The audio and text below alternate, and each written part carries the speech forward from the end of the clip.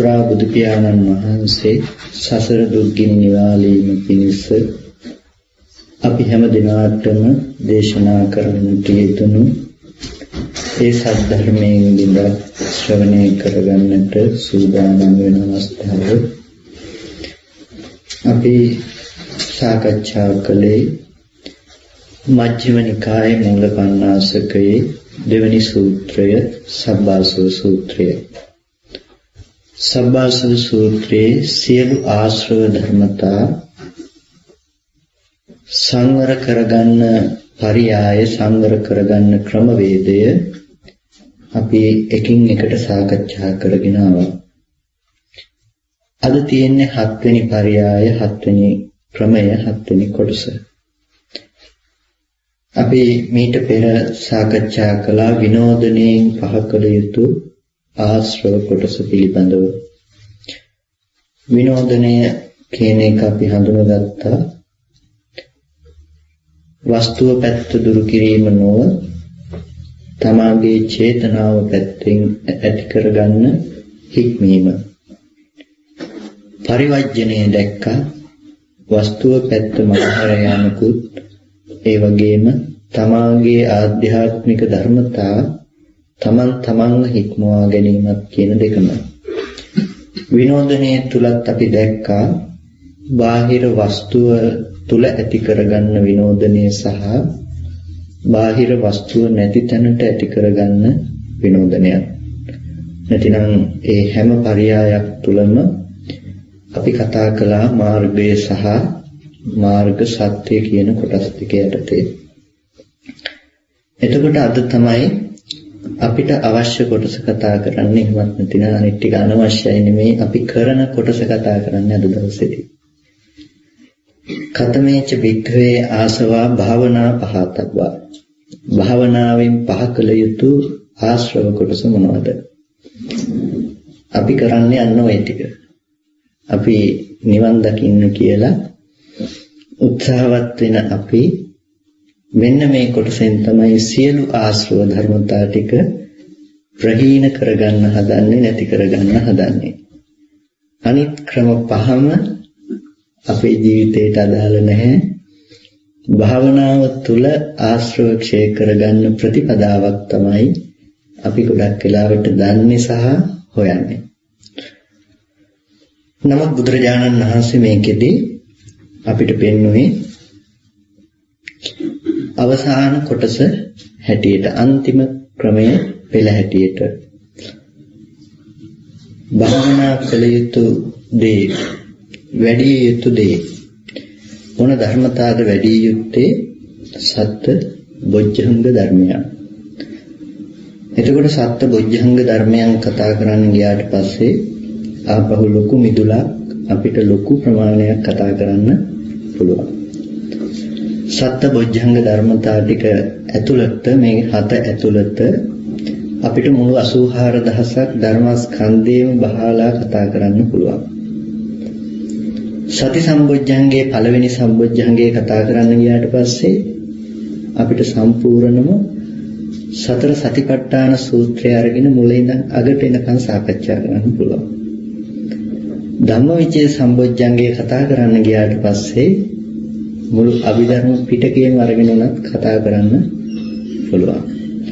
එතකොට අවුරුදු ගාණක් අපිට සබ්බාසව සූත්‍රය කතා කරන්න පුළුවන්කම තියෙනවා. එතකොට එච්චර කල් කරන්න බලාපොරොත්තු වෙන්නේ නැහැ. අපි කෙටියෙන් ගනිමු කොහොමද කියන එක. දුරට ගියොත් කරන්න දෙයක්වත් නැහැ. එතකොට සති සම්බොජ්ජංගේ තමයි පළවෙනි සම්බොජ්ජංගය, සිහිය. එතකොට සතිය කියලා කියනවා සිහිය කියන එකට. අපි කතා කරලා තිබුණ එක උදාහරණයක් සිහියට. මොකද්ද? නගුල තියනවා, ගොනෙක් නැහැ. ඒකයි ප්‍රශ්නේ කියලා. අද සමහර විට කෙනෙක් මාර්ගය පිළිබඳව දන්නව විදර්ශනා නුවණ හැටියට, නමුත් ඒ කෙනාට නගුල තියනවා, නමුත් ගොනා නැහැ. නගුල ඇදගෙන යන්න අවශ්‍ය ගොනා නැහැ. ඒක නිසා සතිය කියන දේ ලොකු අර්ථයක් සිද්ධ කරනවා. හැබැයි සම්මා සතිය කියන තැන තියෙන සිහිය. බොජ්ජංග ධර්මතා ටික කතා කරනකොට අපි කතා කරගෙන ආව මාර්ගපේ සහ මාර්ග සත්‍ය කියන පරයයන් දෙකක් යටතේ අනිත් ඔක්කොමත් කතා කරගෙන ආවා.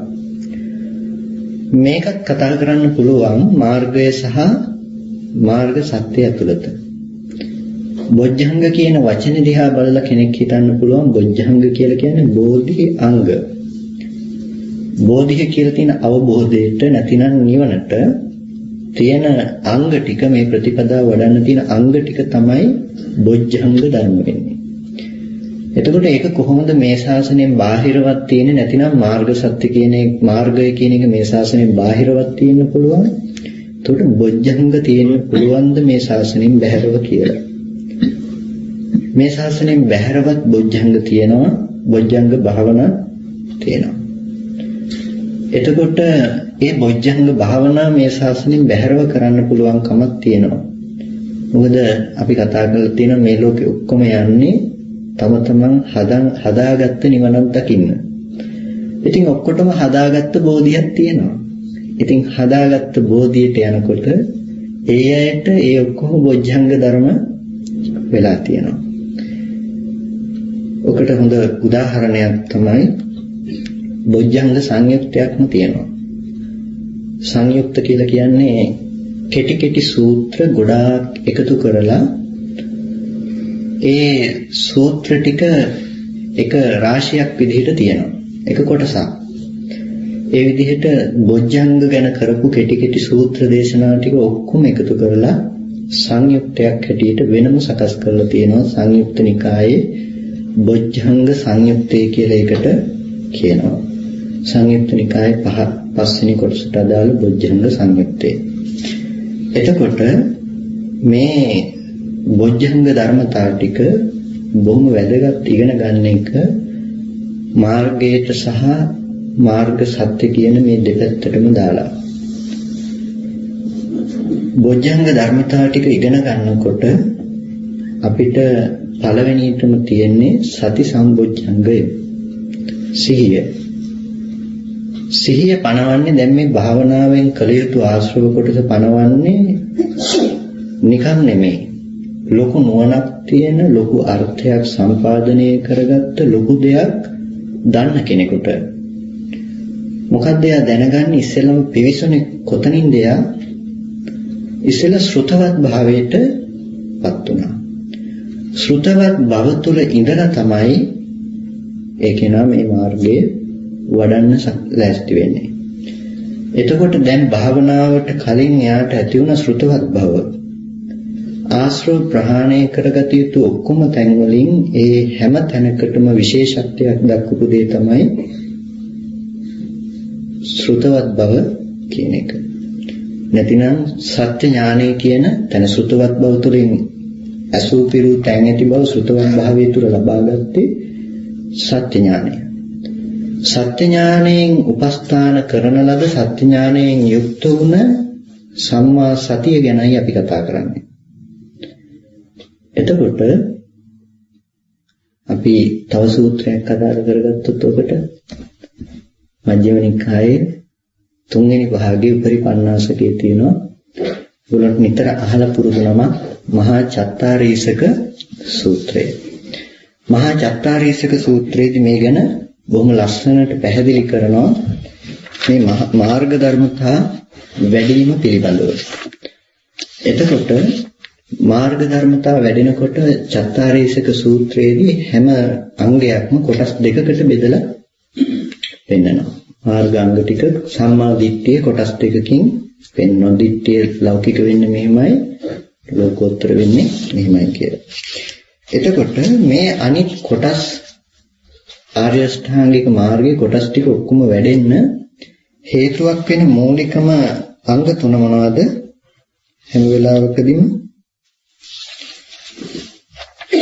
සම්මා දිට්ඨිය කියන එක අනිත් හැම ධර්මතාවයකටම අංග 7ටම උපකාර කරන ධර්මයක්. නැතිනම් අංග 8ටම උපකාර කරනවා. සම්මා දිට්ඨියට සම්මා දිට්ඨියම උපකාර වෙනවා. ඊට පස්සේ සම්මා වායාම කියන එක ව්‍යායාමයේ උත්සාහය වීරිය කියන දේ මේ කෝකටත් අවශ්‍ය වෙන දේ. ඊළඟ එක තමයි සම්මා සතිය. එතකොට මුළු ආර්ය අෂ්ටාංගික මාර්ගයම වැඩෙන්නේ සම්මා දිට්ඨි, සම්මා වායාම, සම්මා සතිය කියන අන්න ඔය අංග තුන මත. මේ වාහනේ යන්න තියෙන රෝද තුන. මේ වාහනේ අරගෙන යන්න තියෙන රෝද තුන තමයි සම්මා දිට්ඨිය, ත්‍රිවිල් එකක්. එතකොට ඉස්සරහ රෝදේ යන විදිහට තමයි පිටිපස්සේ රෝද දෙක යන්නේ. එතකොට සම්මා දිට්ඨිය යන විදිහට තමයි සම්මා වායාමය, සම්මා සතියත් යන්නේ. එතකොට හැම වෙලාවකදීම දැන් සම්මා වායාමයෙන් අරගෙන යනවා උත්සාහය තුල, සම්මා සතියෙන් සිහිය පිහිටවනවා, සම්මා දිට්ඨියෙන් අවශ්‍ය තැනට හරවනවා. දැන් ත්‍රිවිල් එකේ නිවන් දකින්න යන්නයි තියෙන්නේ. එතකොට හැම වෙලාවකදීම සම්මා වායාම සහ සම්මා සතිය කියන මේ දෙක තමයි සම්මා දිට්ඨියට බලය යොදන්නේ. සම්මා දිට්ඨියට නැත්නම් ත්‍රිවිල් එකේ පිටිපස්සේ රෝද දෙක නේද කරකලා දෙන්නේ ඉතින් එක. එතකොට මේ සම්මා දිට්ඨියට බලය යොදන්නේ හැම වෙලාවකදීම සම්මා වායාමයේ සහ සම්මා සතියේ. ඒක නිසා සම්මා සතිය කියන එක මේ ශාසනයේ බොහොම විශේෂ ස්ථානයක් ගන්න දෙයක්. සම්මා සතිය කිව්වහම ඇත්තටම ලොකු මාතෘකාවක්. සිහිය කියන එක. මොකද සති සම්පජඤ්ඤය කියලා අපිට මාතෘකා මුළු ශාසනයෙම දෙකට බෙදන්න පුළුවන්කම තියෙනවා. සති සම්පජඤ්ඤය කියලා. සිහිය සහ නුවණ. සිහිය සහ නුවණ කියන එක යටතේ වර්ගීකරණය කළාම අපි ගොඩක් වෙලාවට කතා කරන්නේ සිහිය ගැන. නෙමෙයි නුවණ ගැන. අපි ගොඩක් වෙලාවට කතා කරන්නේ නුවණ ගැන. නමුත් නුවණ වගේම විශේෂ ස්ථානයක් හිමි විය යුතු දෙයක් තමයි මාතෘකාවක් තමයි සිහිය කියන එක. සතිය සහ සම්පජඤ්ඤය. එතකොට සම්පජඤ්ඤේ විස්තර කරන්න යනකොට අපිට පුළුවන් අපි කතා කරපු විදර්ශනාව, අපි කතා කරන ඥාන දර්ශනය අපිට හැම තැනකදීම යොදන්න පුළුවන්කම තියෙනවා. නැතිනම් මාර්ග සත්‍ය කියන තැන. මාර්ගය පැහැදිලි කරන්නේ මාර්ගය තුල අරගෙන යන්නේ හැම වෙලාවකදීම සතිය තුල.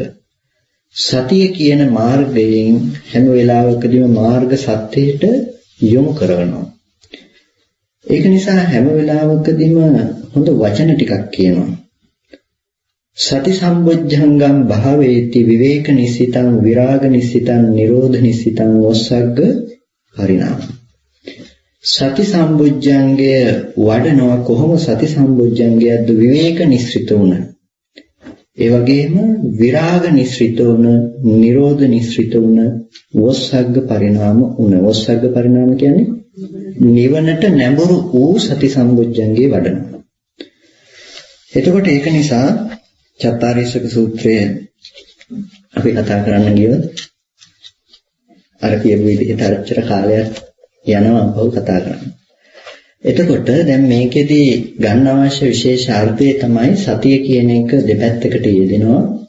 දෙපැත්තකට යෙදෙන සතියට කොහෙට යෙදුනත් හැබැයි සම්මා දිට්ඨිය අනුග්‍රහ කරනවා කියන දේ කියන්නයි මේක ගත්තේ. සම්මා සතිය විස්තර කරනකොට හොඳට ස්ථාන දැනගෙන ඉන්න තියෙන තැන් මහා චත්තාරීසක සූත්‍රයේ හොඳ ලස්සන පරියායක්. සබ්බාස සූත්‍රයක ලස්සන බොහොම පරියායක්. ඒ වගේම අපි චතුරාර්ය සත්‍ය ගැන කරපු යමක ප්‍රකරණයේ හොඳ පරියායක්. මෙන්න මේ කොටාස තුන කෙනෙක් ඉගෙන ගත්තොත් ඒ ඉගෙනගත්ත කෙනා ධර්ම මාර්ගයෙන් එළියට ඇදලා දානවා කියන එක ලේසි නෑ. හරියට ඉගෙන ගත්තොත් ධර්ම මාර්ගයෙන් එළියට ඇදලා දානවා කියන එක ලේසි නෑ. ඒක නිසා මේ ධර්ම කොටාස තුන ඉගෙන ගන්න ඕනේ. බොහොම හොඳට කොච්චර කාලයක් ගියත් ඒක සාකච්ඡා කරලා දැනගන්න තරමට ජීවිතේට වටිනවා මේ අද දවසේදී මාර්ගයේ වරද්ද ගන්න තරම දිහා බැලුවට පස්සේ. එතකොට සතිය කියලා කියනකොට සතිය සම්මා සතිය නැතිනම් අපි කතා කළොත් විරාග නිස්සිත, නිරෝධ නිස්සිත, වස්සග්ග පරිණාම වූ සතිය බොහොම අඩුයි.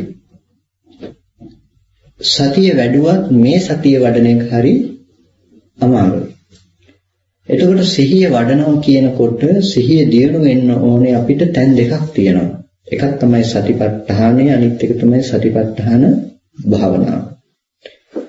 එතකොට සතිපට්ඨානය වඩන්න ගියාට පස්සේ සතිපට්ඨානයේ තුල අපිට දැන් මේ සිහිය එකඟ කරගන්න වෙනවා, සමාධිමත් කරගන්න වෙනවා. එතකොට සතිපට්ඨානයේ තුල සිහිය එකඟ කරගන්න යනකොට මොන තැනද අපිට සිහිය පිහිටවා ගන්න තියෙන්නේ? කියනවා බුදුරජාණන් වහන්සේ දේශනා කරනවා මහණෙනි මේ ලෝකේ අසෘතවත් පුතඥ තෙමේ. අසෘතවත් පුතඥයා මේ කයෙහි කලකිරෙනවා. එතකොට මේ කලකිරීම කියන එක බෙදනවා ආර්ය කලකිරීම සහ අනාර්ය කලකිරීම කියලා. ආර්ය කලකිරීම හැම වෙලාවකදීම නුවණින් දැනගෙන තමන්ගේ මෝඩකම ගැන කලකිරෙන කලකිරීම. අනාර්ය කලකිරීම රූපේ ගැන කලකිරෙන කලකිරීම. ඒ නිසා මේ අසුතවන්ත සූත්‍රයේදී සඳහන් කරපු මුල්ම කාරණාව අමතක කරන්න එපා. මුල්ම කාරණාව මොකද්ද? අසෘතවත් පුතඥය කියපු තැන. අසූ පිරූතන් නැති අසෘතවත් පුතඥය අපි කතා කළා මේකේදී අසෘතවත් කියන්නේ මොකද්ද? ආර්ය ධම්මස්ස අකෝවිදෝ. ආර්ය ධර්මයේ දන්නේ නැහැ. ආර්ය ධර්මයේ හික්මෙන්නේ නැහැ. අහන්නෙත් නැහැ. ආර්ය ධර්මයේ දන්නෙත් නැහැ. ආර්ය ධර්මයේ හික්මිලත් නැහැ. මෙන්න මේ කෙනාට කියනවා අසෘතවත් පුතඥය කියලා. ඉතින් ආර්ය ධර්මයේ දන්නේ නැති කෙනා කයේ කලකිරනවා කියන එක මෝඩකමක් නෙමෙයිද? ඒක මෝඩකමක්. අන්න ඔය කාරණාව දන්නේ නැතිකම නිසා ඔයගොල්ලෝගේ අනාගතය ගැන හිතලා කියන්න. ওই කාරණාව දන්නේ නැතිකම නිසා කෙනෙක් බොහොම තැනකට උතනින් කරුණක් පාද ගන්නවා. දැන් මේ ඉතින් මේ කියන එක ඔයගොල්ලන්ට සූත්‍රයක් අරගෙන පෙන්වුව බුදුරජාණන් වහන්සේ දේශනා කරනවා මෙන්න කයේ කලකිරෙන්නේ කවුද? අසෘතවත් පුතඥයා. ඊට ශ්‍රුතවත් ආර්ය ශ්‍රාවකයා මොකද කරන්නේ? පටිච්ච සමුප්පාද ධර්මයේහි දන්නවා. පටිච්ච සමුප්පාද ධර්මයේ ගැන දකිනවා කියලා සූත්‍රයක් පෙන්වුවාම ඕගොල්ලන්ටත් හිතෙයි ඇත්තනේ මේ කයේ කලකිරෙන්න එපා කියලා තියෙනවා. සුදුසු නෑනේ මේ කයේ කලකිරෙනවා කියන එක. කොහොමවත් අපි සුභ සංඥාවට කැමතිනේ නේද? ලස්සනට තියාගන්න, ලස්සනට ඉන්න තැනකට ලස්සන රූපේ කොහොමත් ලෝකේ තියෙනවා කියන බවට අපි බොහොම කැමතියි. කැමති බවනේ අර්ථය මොකද්ද කියන එක. අසෘතවන්ත සූත්‍රයේ එතකොට අසෘතවත් පුතඥය ගැන කතා කරන්නේ. මේ ධර්මයේ මේ ඥාන දර්ශනය අහලා නැති අසෘතවත් පුතඥයා භවයේ එයා කයේ කලකිරෙන්නේ මොකක් නිසාද? ඔයගොල්ලෝ දැකලා ඇති මේ ලෝකේ ඉන්නවා මානසික රෝගී. ඒ தත්ත්වය වුණාට වඩා ගියාට පස්සේ මානසික රෝගයක් එනවා. ඊළඟ නිතරම අත්හොදනවා. එහෙම නැත්නම් නිතරම පිරිසිදු භාවයට ප්‍රමාණය ඉක්මවා යන්න බලනවා. ඒ තරම් සුචිකාමී අධිසුචිකාමීත්වයේ මානසික රෝගී තත්ත්වයක් දක්වේ ධර්මතාවයෙන් උපදවන කලකිරීමක් එතන හටගත්තේ නෑ. ආර්ය ධර්මයක් තිබුණේ නෑ. ආර්ය ධර්මය අහලා තිබුණෙත් නෑ, හික්මුණෙත් නෑ. එයා දන්නේ නෑ කොටිම මේ ගැන. ඒක නිසා ඉස්සෙල්ලා සිද්ධ වෙනවා ආර්ය ධර්මයේ ගැන දැනගන්න, ශ්‍රුතවත් භාවය ඇති කරගන්න. ශ්‍රුතවත් භාවය ඇති කරගන්නකොට ශ්‍රුතවත් භාවය ඇති කරගන්න නම් එයාට සිද්ධ වෙනවා සත්‍ය ඥානය කියන තැනට හිත තියාගන්න. අපි ඉස්සෙල්ලා කතා කළා දර්ශනයෙන් පහ කළ යුතු ආශ්‍රව කොටස ගැන. ඒ ගැන නුවණ ඇති කෙනා දැන් මේ කය ගැන මතක් කරන්න යන්නේ, මෙනෙහි කරන්න යන්නේ මේ කයේ ඇති වෙන රාගානුසය දුරු කරගන්න මිසක රාගේ නැති කරගන්න නෙමෙයි. රාගේ උපන් රාගේ යටපත් කරගන්න. එතකොට කයේ කය අනුව බලමින් වාසය කරනවා. එයා ඒක එයාගේ සතිපට්ඨානය කියලා එයා හොඳට දන්නවා. ඒකෙන් නිවන් දකින්න බෑ කියලාත් එයා දන්නවා. සතිපට්ඨාන භාවනාවට හිත තියලා කය හම්බෙන්නේ නැති තැනකින් නිවන් දකින්න කියලා දැනගෙන එයා මේ ප්‍රතිපදාව වඩන අර්ථ සම්පාදනය සඳහා. ඒක නිසා ඕකට නිරුක්තියක් වෙනම සපේලා වෙනම නිවනක් හදාගත්ත කියලා නම් හරියන්නේ නැහැ. ඕකට නිරුක්තියක් වෙනම සපේලා වෙනම නිවනක් හදාගත්ත කියලා හරියන්නේ නැහැ. ඒක නිසා ඒක දල වශයෙන් මතක තියාගන්න මෙහෙම කාරණාවකුත් කියලා තියෙනවා කියන එක. ඒක නිසා කොහෙන් හරි ඔයගොල්ලන්ට බොහෝ වෙලාවට සූත්‍ර පිටකයේ සූත්‍රයක් උද්ෘතයක් හැටියට අරගෙන යම් කරුණක් පැහැදිලි කළා කියන එකෙන් මූලිකම අර්ථය ගන්න හදන්න එපා. මුළු සූත්‍රයම විමසලා බලන්න අනිත් සූත්‍ර වලටත් ගලපලා අර්ථය ගන්න පුරුදු වෙන්න. දැන් ඕගොල්ලන්ට කිව්වොත් සීලේ යනු සතුන් මැරීම, සොරකම් කිරීම, කාමයේ වර්ධවා හැසිරීම, බොරු කීම, රහමෙර පානය කිරීම කියලා කිව්වොත් ඔන්න ඔය ටික විතරක් අරගෙන ඕගොල්ලන්ට උද්දෘත කරලා කිව්වොත් එහෙනම් බුදුහාමුදුරු සීලය කියලා තියෙන්නේ මෙන්න මේ ටික කරන්න කියලා කිව්වොත් මොකද කියන්නේ? සූත්‍රයක් පෙන්නලා කෙනෙක් කියනකොට එක්ක සූත්‍රයට වැරදිලා කියන්න වෙනවා. එහෙම නැත්නම් ඒක පිළිගන්න වෙනවා. දෙකෙන් එකක් කියන්න වෙනවා. නමුත් ඒකේ අන්තිමේටම තියෙනවා යන මෙයින් වැලක්මයි කියලා. යන මෙයින් වැලක්මයි කියලා තියෙනවා. අපි යන මෙයින් වැලක්මයි කියන වචනේ අයින් කරලා මේ ටික අරගෙන කෙනෙක් උද්දෘත හැටියට පෙන්වුවා කියලා සම්පූර්ණ අර්ථය එන්නේ නැහැ. ඒක නිසා දැන් ඒ සූත්‍රෙත් පෙන්නනවා අසෘතව පුතජනය රූපේහි මෙන්න මෙහිම කලකිරෙනවා. එතකොට අසෘතව පුතජනය කලකිරලා කයේ කලකිරලා දකින්න මේක වැඩක් වෙන්නේ නැහැ. එයා හොඳට මේක පටිච්ච සමුප්පාදයේ වශයෙන් දකින්න. එයා ලෝකෝත්තර ඥානය උපදව ගන්නයි. කයේ කයano බැලුවත් බලන්න ලෝකෝත්තර ඥානය උපදව ගන්න අවශ්‍ය නිසා. ඒක නිසා එයා පටිච්ච සමුප්පාද වශයෙන් දකින්නවා කියන පෙන්වන්නයි සූත්‍රය දේශනා කරන්නේ. දේශනා කරන සූත්‍රයේ අර කොටස විතරක් අරගෙන අපි පැහැදිලි කරගන්න හදනවා නම් මේක කයේ කයano බලන්න එපා, මේක වැරදි, මේක බුදුරජාණන් වහන්සේ පෙන්වන දෙයක් නෙමෙයි කියලා ඒකට විවිධ අර්ථකථන දෙන්න හදනවා නම් ඒක සහිනේ නැහැ. අනිත් දේ තමයි pāli භාෂාව කියන එක විශේෂ භාෂාවක්. විශේෂ වෙනම භාෂාවක්.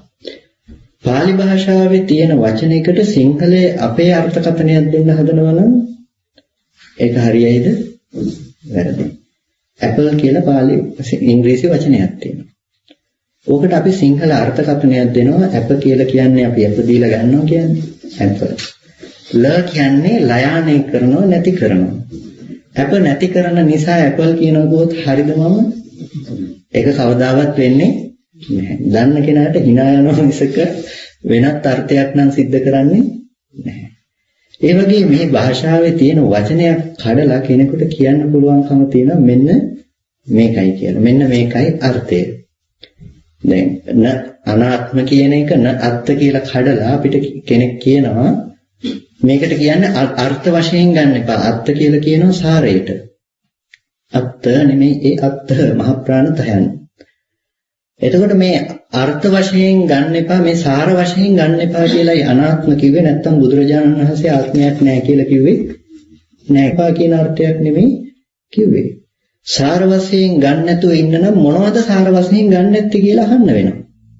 එතකොට මේ අනාත්ම දර්ශනේ අහලකටවත් එන්නේ නැහැ. ඒක නිසා මේ බඳු විදිහේ අර්ථකථනයක් අපිට දහමට සැපයුවොත් ඒ සැපයීම හරි වැරදි. ඒක නිසා සති සම්පජාඤ්ඤය ගැන කතා කරනකොට සිහිය ගැන කතා කරා අපිට සිහිය පිහිටුවේ යුතු තැනක් තමයි කය කියන එක. ඒක නිසා කොයි වෙලාවකවත් ගන්න එපා කය කියන එක සිහිය පිහිටවන්න එපා කියපු තැනක් කියන අර්ථයෙන් ගන්න එපා. මොකද තව තැනකදී බුදුරජාණන් වහන්සේ දේශනා කරන දෙයක් ආධ්‍යාත්මික කයෙහි හිත සමාධි කළ යුතුයි, බාහිර කයින් ඥාන දර්ශනය උපදවාගත යුතුයි. ආධ්‍යාත්මික කයට හිත තියලා සති නිමිත්ත හරි ආනාපාන සතිය හරි දෙතිස් කුණප කොටාසය හරි දැන් කයේ කය අනුව බලමින් වාසය කරන්න කිව්වේ කොහෙටද? ආධ්‍යාත්මික කයේ කය අනුව බලමින් වාසය කරලා එයා හිත සමාධි කරනවා, සමතය ආසේවනය කරනවා. ඒක මාර්ගය.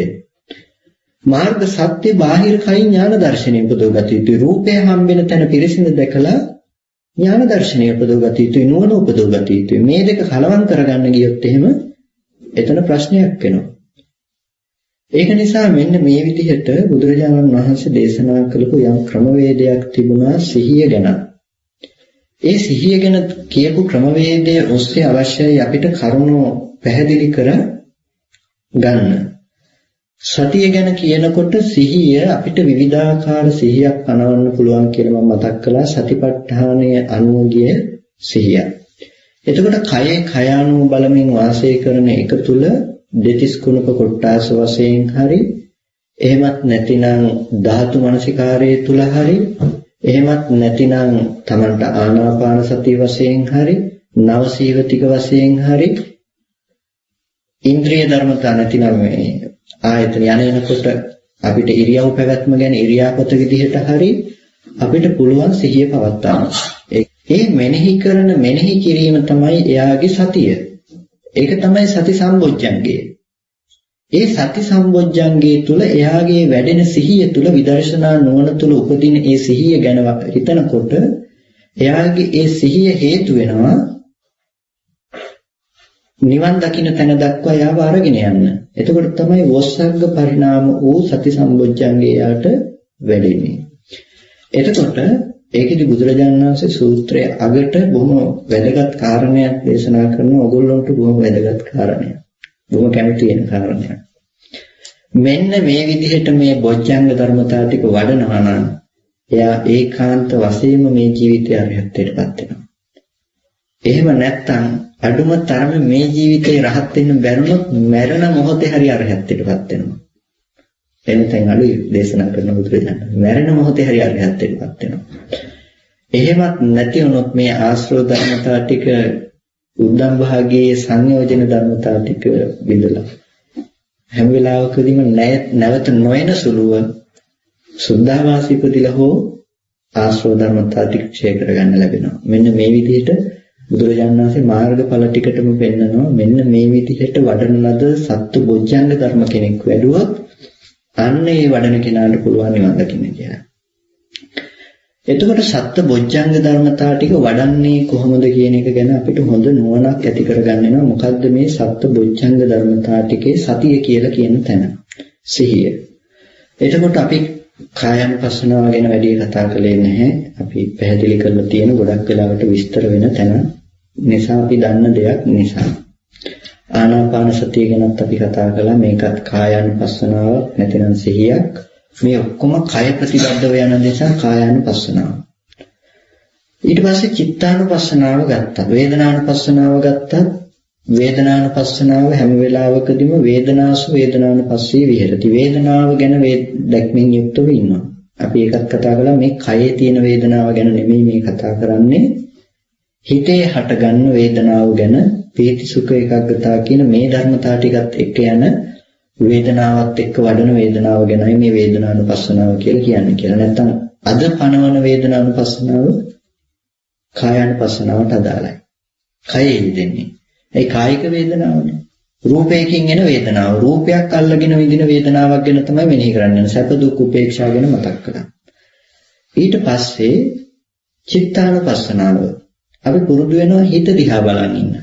ගොඩක් වෙලාවට සතිය තුල පෙන්වන දෙයක් තමයි හිත දිහා බලාගෙන ඉන්න කියන එක. හිත දිහා බලන් හිටියත් ඒක හරියන්නේ නැහැ. මේ හිත රාග සහිතයි කියලා දැක්කත්, ද්වේෂ සහිතයි කියලා දැක්කත් හිත දිහා බලාගෙන හිටිය කියන එක වැඩක් වෙන්නේ නැහැ. එතකොට හිත දිහා බලන් ඉඳීම තුළ අපි කියන අර්ථය කවදාවත් සම්පාදනය වෙන්නේ නැහැ. අපි කිව්වොත් මුරකාරයෙක්, දක්ෂ මුරකාරයෙක් එයා බලාගෙන ඉන්නෝ යන්නේන අය දිහා.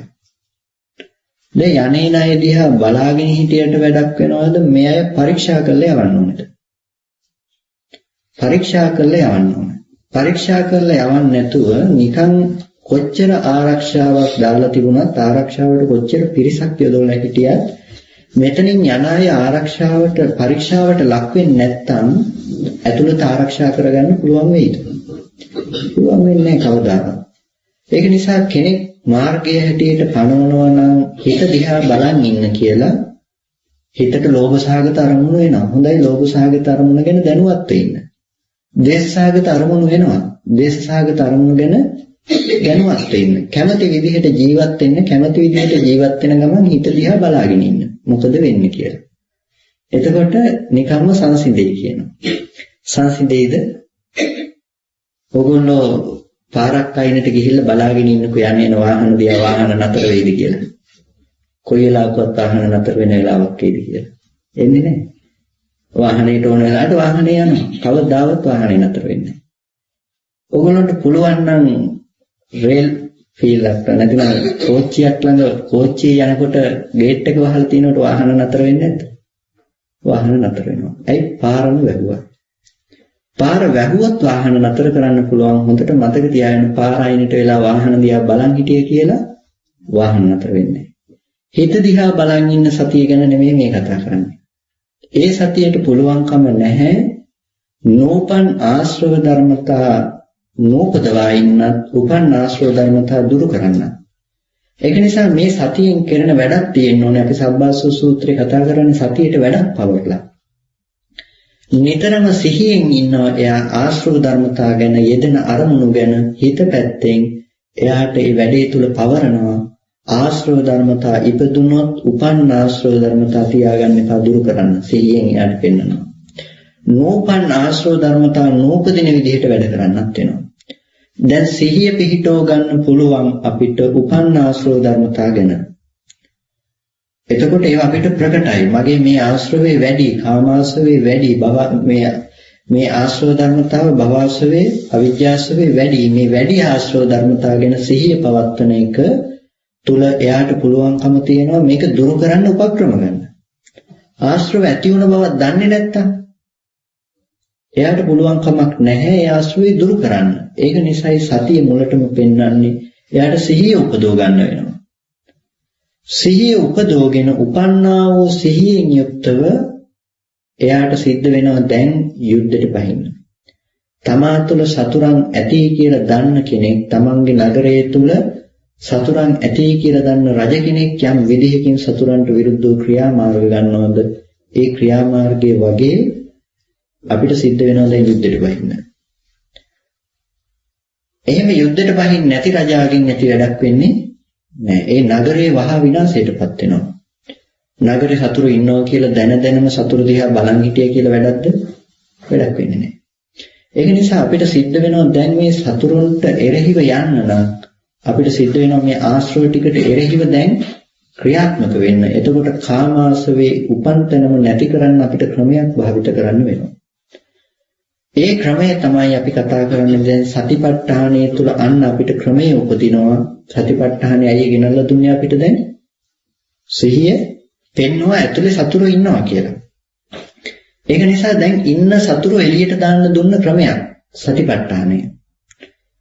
ඔබ සුබ වශයෙන් ගන්න එපා ලෝකය. ලෝකේ තියෙන මේ ධර්මතාවය හොඳට දකින්න. එතකොට ඒකෙන් කරන්නේ මේ ඇතුලේ ඉන්න සතුරු එළියට දාන එක මිසක වෙනත් දෙයක් නෙමෙයි. අසුබේ වඩන්න කිව්වා කියලා අසුබේ තුල කියන්නේ ජීවිතය ගැන කලකිරෙන්න කියලා නෙමෙයි. අසුබේ වැඩිම තුල බලාපොරොත්තු වෙන යම් අර්ථයක්. ඒ අර්ථය තමයි සුබ සංඥාව නිසා යම් කාමච්ඡන්දයක් හදලා තියෙනවා නම් මේ රළු ඕලාරික කාමච්ඡන්දය යටපත් කරන එක. එහෙම නැත්නම් අපිට එකපාර මේක යටපත් කරන්න බෑ මේ කෙලෙසය. අධිකවම අපිට තරහ ගිහිල්ලා ඉන්න වෙලාවකට තරහ ගන්න එපා කිව්වොත් එපා කියන එකටත් තරහ යනවා මිසක වෙනත් දෙයක් වෙන්නේ නැහැ. තරහ ගන්න එපා කියන කෙනත් එක්කත් තරහ යනවා මිසක තවත් දෙයක් වෙන්නේ නැහැ. මෙච්චර දෙයක් වෙලා තියෙනකොට මේ මිනිස්සු තරහ ගන්න එපා කියනවා කියලා එපා කියන කෙනත් එක්කත් තරහ යයි.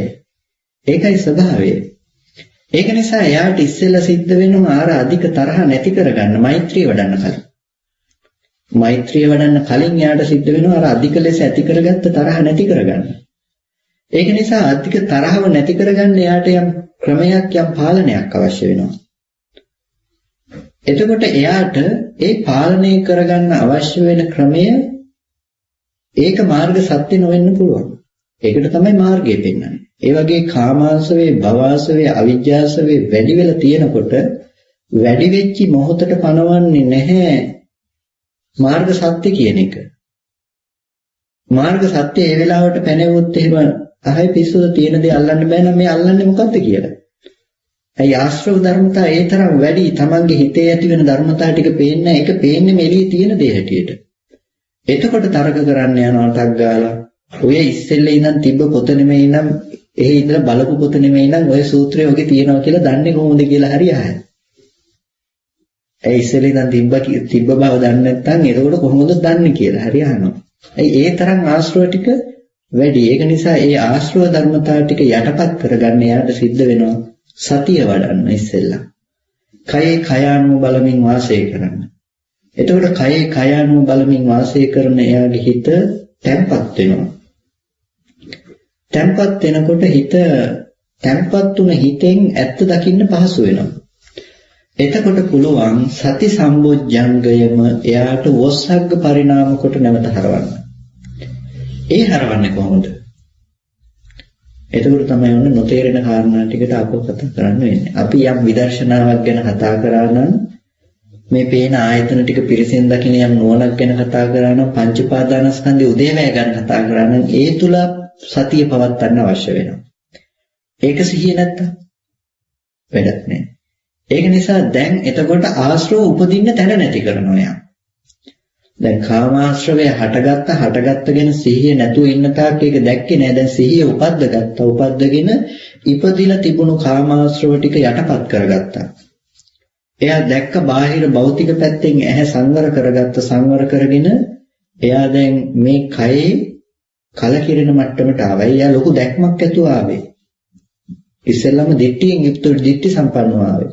ආපු නිසා එයා මේ කය දැකලා දැන් කයේ උපේක්ෂයි. දැන් එයා බලනවා මේ ඇත්ත මොකද්ද කියලා. කය ඇති බවට හම්බෙන තැනින් මිදෙන්න කරුණ බලනවා. කරුණ බලනකොට එයාට පේනවා මේ ඇස් දෙක තියෙන රූපයක් තියෙනවා කියලා හිතුනට ඇහි ස්වභාවය මෙන්න මේකයි. රූපය පෙනෙන බවට ඇහැ කිව්ව මිසක මේ තියෙන එකට ඇහැ කිව්වේ නැහැ. මේ තියෙන්නේ ඇහැ නම් මලමිනියටත් රූප පේන්නේ නැහැ. මේ ඇහැ මේ විදිහටම නැද්ද කියලා බලන්නකෝ. තිබුණට මලමිනියට රූප පෙනෙන්නේ නැහැ. ඇයි? හැම වෙලාවකදී මෙතන විඥානයගේ පැවැත්ම නැති නිසා. එතකොට මේ රූප පෙනෙන තැනක අපි අපේ හිතත් එක්කම ගනුදෙනුවක් නේද කරන්නේ. එතකොට අපි නොදන්න දෙයක් ඇස් හමුවට එනකොට අපි කවදාවත් නොදන්න දේ මේ අහවල් දේ කියලා දැනගන්න පුළුවන් වුණාද? පුළුවන් උනේ නැහැ. එතකොට ඒ පුළුවන්කම ලැබුණේ නැති නිසා ඕගොල්ලන්ට ඒ ගැන නිමිති තිබුණේ නැහැ. දෙවැනි දවසේ එක හම්බුනොත් දැන් නිමිති තියෙනවා. එතකොට දෙවැනි දවසෙත් ඇස් හමුවට ආවේ එකම විදිහට නෙමෙයිද අර රූපය? ඇහැ ළඟට ආවේ එකම විදිහට. එකම විදිහට ඇහැ ළඟට එන දෙයට ඊයේ තිබුණ දේ අදත් තියෙනවා කියන්න ඊයේ තිබුණ දේ ඉපැද්දුවේ කොහෙන්ද? තමන්ගේ මනස තුලින් ගෙනල්ලා දීපු දේ. එතකොට මෙන්න මේ තමන්ගේ මනසෙන් ගෙනල්ලා දුන්න දේ ඊයේ ඉඳලා තිබුණු බවට ගෙනල්ලා දුන්න මේ වර්තමානයේ ඇහැට ආපු නිමිත්ත ආරම්භය. එතකොට දැන් හැම වෙලාවකදීම අතීතයේ ඉඳලා අපිට දකින්න පුළුවන් රූප ලෝකෙ තිබුණා කියලා අතීතයේ ඉඳලා දකින්න පුළුවන් රූපය ගෙනල්ලා දෙන්නේ. අතීතයේ ඉඳලා තිබුණු රූපය ගෙනල්ලා දෙන්නේ තමන්ගේ මනසින් නේද කියලා එයා රූපේ සංවර වෙනවා. රූපේ සංවර වෙන්නේ හැම වෙලාවකදීම රූපේ නොහට ගන්න විදිහට තමන්ගේ හිත ගැන මනා දැනුමින් යුක්තව වාසය කරනවා. මනා දැනුමින් යුක්තව වාසය කරනකොට යාට හිත ගැන හොඳ නුවණයි. හිත ගැන හොඳට දකින්න පුළුවන්. එතකොට හිත ගැන දකිනකොට දැකලා තියෙන්නේ මොකද්ද? තමන්. හිත ගැන දකින්නවා කියලා දැකලා තියෙන්නේ තමන්. තමන්ගෙන් තොර හිතත් හිතෙන් තොර තමනුත් හම්බෙලා නැහැ. අපි කතා කළා කෝප්පේ තියෙනවා කියලා කෝප්පේ බව හිතනකොටම මොකද්ද? පංච උපාදානස්කන්ධයයි හටගත්ත මේ පැත්තෙන්. හටගත්ත පංච උපාදානස්කන්ධේ දකින්නෙක් වෙනම හිටියේ නැහැ. කෝප්පේ බව හිතුණු බවමයි තමන්. එතකොට තමන්ගෙන්තර කෝප්පෙන්තර තමනුත් හිටියේ නැහැ. එතකොට තමන්ම ඌ කෝප්ප බවට ඒකේ ලක්ෂණ ටික දැක්ක එළියේ තියෙනවා කියලා. දැන් එළියේ තියෙන කෝප්පේ ගැන කතා කරනවා. මේ එළියේ තියෙන කෝප්පය ගැන කතා කරන කතා කිරීම වැරදි නේද කියලා එයා හොඳ නුවණක් උපද්ද ගන්න උත්සාහවත් වෙනවා. දැන් ඔය නුවණ නිකන් උපදව ගන්න බෑ. එයාට ඒ තුල සිහිය පවත්වන්න වෙනවා. සිතුවිලි ඇති වෙලා නැති වෙලා යනවා දන්නේ නැත්නම් කොහොමද සිහිය පවත්වන්නේ? මේ නුවණ පවත්වන්නේ. ඒක නිසා සිහිය අවශ්‍ය වෙනවා. අන්නේ සිහිය එයා ලෝකෝත්තර විශේෂයි වඩන සිහියට කියනවා සති සම්බොජ්ජංගේ වොස්සග්ග පරිණාම කොට වඩනවා කියලා. සති සම්බොජ්ජංගේ නිවනට නැඹුරු වූවක් කොට වඩනවා කියලා. ඒ සති සම්බොජ්ජංගේම රූපය අනුව යමින් වඩනකොට කය අනුව බලමින් වාසය කරනකොට ඒකට කියනවා මාර්ග සත්‍ය අනුව වඩනවා මාර්ගය අනුව සති සම්බොජ්ජංගේ වඩනවා කියලා. ඒ කොටස මේ ශාසනයෙන් බාහිරවත් තියෙනවා. හැබැයි බාහිර ශාසනයේ වඩන කෙනා එයා දන්නේ නෑ මේක මොන අර්ථයක්ද සම්පාදනය කරන්න කියලා. එයා කය අනුව බලමින් වාසය කරන එක ගැන එයාට දැක්මක් නෑ. මොකක් දකින්නද යන්නේ කියලා දර්ශනේ නෑ. නමුත් මේ දකින්න හදන කෙනාට ලොකු දැක්මක් තිබුණා. මේ විදිහට කය අනුව බලමින් වාසය කළේ කය තියනවා කියන්නේ නෙමෙයි. මේ වගේ අනාත්ම ධර්මතා ටිකක් ඇති තැනක සත්පුද්ගල බව කොහෙන්ද කියන බව පෙන්වන්නයි අවශ්‍ය උනේ. ඒක නිසා එයා මේ අර්ථ සම්පාදනයේ සඳහා සති සම්බොජ්ජංගයේ දෙපැත්තට වැඩුවා මාර්ගය සහ මාර්ග සත්‍ය වෙන විදියට. එතකොට ඕගොල්ලෝ සති සම්බොජ්ජංගයේ හැම වෙලාවකදීම දෙකට බෙදා ගන්න ඔය දෙක එකට ගැට ගහලා ප්‍රශ්න ඇති නොවන විදියට. එකක් මාර්ගය, එකක් මාර්ග සත්‍යය. ඒක නිසා මාර්ගයට අදාළ කොටස් වලට මාර්ග සත්‍යයේ කොටස් වල අර්ථකථන දෙන්න බෑ. මාර්ග සත්‍යයට අදාළ දෙයට මාර්ගයේ දේවල් දෙන්න බෑ. ඒක නිසා දැන් මාර්ග සත්‍යයට අදාළ දෙයට මාර්ගයේ දේවල් දෙන්නත් බෑ කිව්වහම අඩුම තරමේ සතර මහා ධාතු එළියේ තියනවා කියන හැටි තමයි අපි උත්සාහවත් වෙන්නේ. සතර මහා ධාතු හරි එළියේ තියනවා කියලා මේ ධාතුව නැත්තම් මොකද්ද ලෝකේ තියෙන ධාතු වූ දෙයක් හරි තියනවා කියලා. සත්‍ය ධාතු සූත්‍රයේ බුදුරජාණන් වහන්සේ දේශනා කරන්නේ මේ ලෝකේ නිට්ටය වූ සංඥාවක් ඇතුළේට එළඹ සිටිනවා මේ ධාතු ටික එළියේ නිට්ටයයි කියලා. සතර මහා ධාතු එළියේ නිට්ටයව පවතිනවා කියලා. ගෙවල් දොරවල් අනිත්‍යයි ඒවා නෑ තමයි. හැබැයි සතර මහා ධාතුව නිට්ටයයි. ධාතුවක පැවැත්මක් තියෙනවනේ කියලා කියනවා. ධාතුව නැද්ද එළියේ? නැත්තම් කොහොමද මේ රූප පේන්නේ? පුළුවන් නම් කියන්න බලන්න සතර මහා ධාතු එළියේ නැද්ද? මේ ධාතුව එළියේ තියනවනේ ස්පර්ශ වෙන්න හරි එළියේ තිබුණ නිසානේ ගැටුනේ කියලා කිව්වොත් කොහොමද කියන්නේ?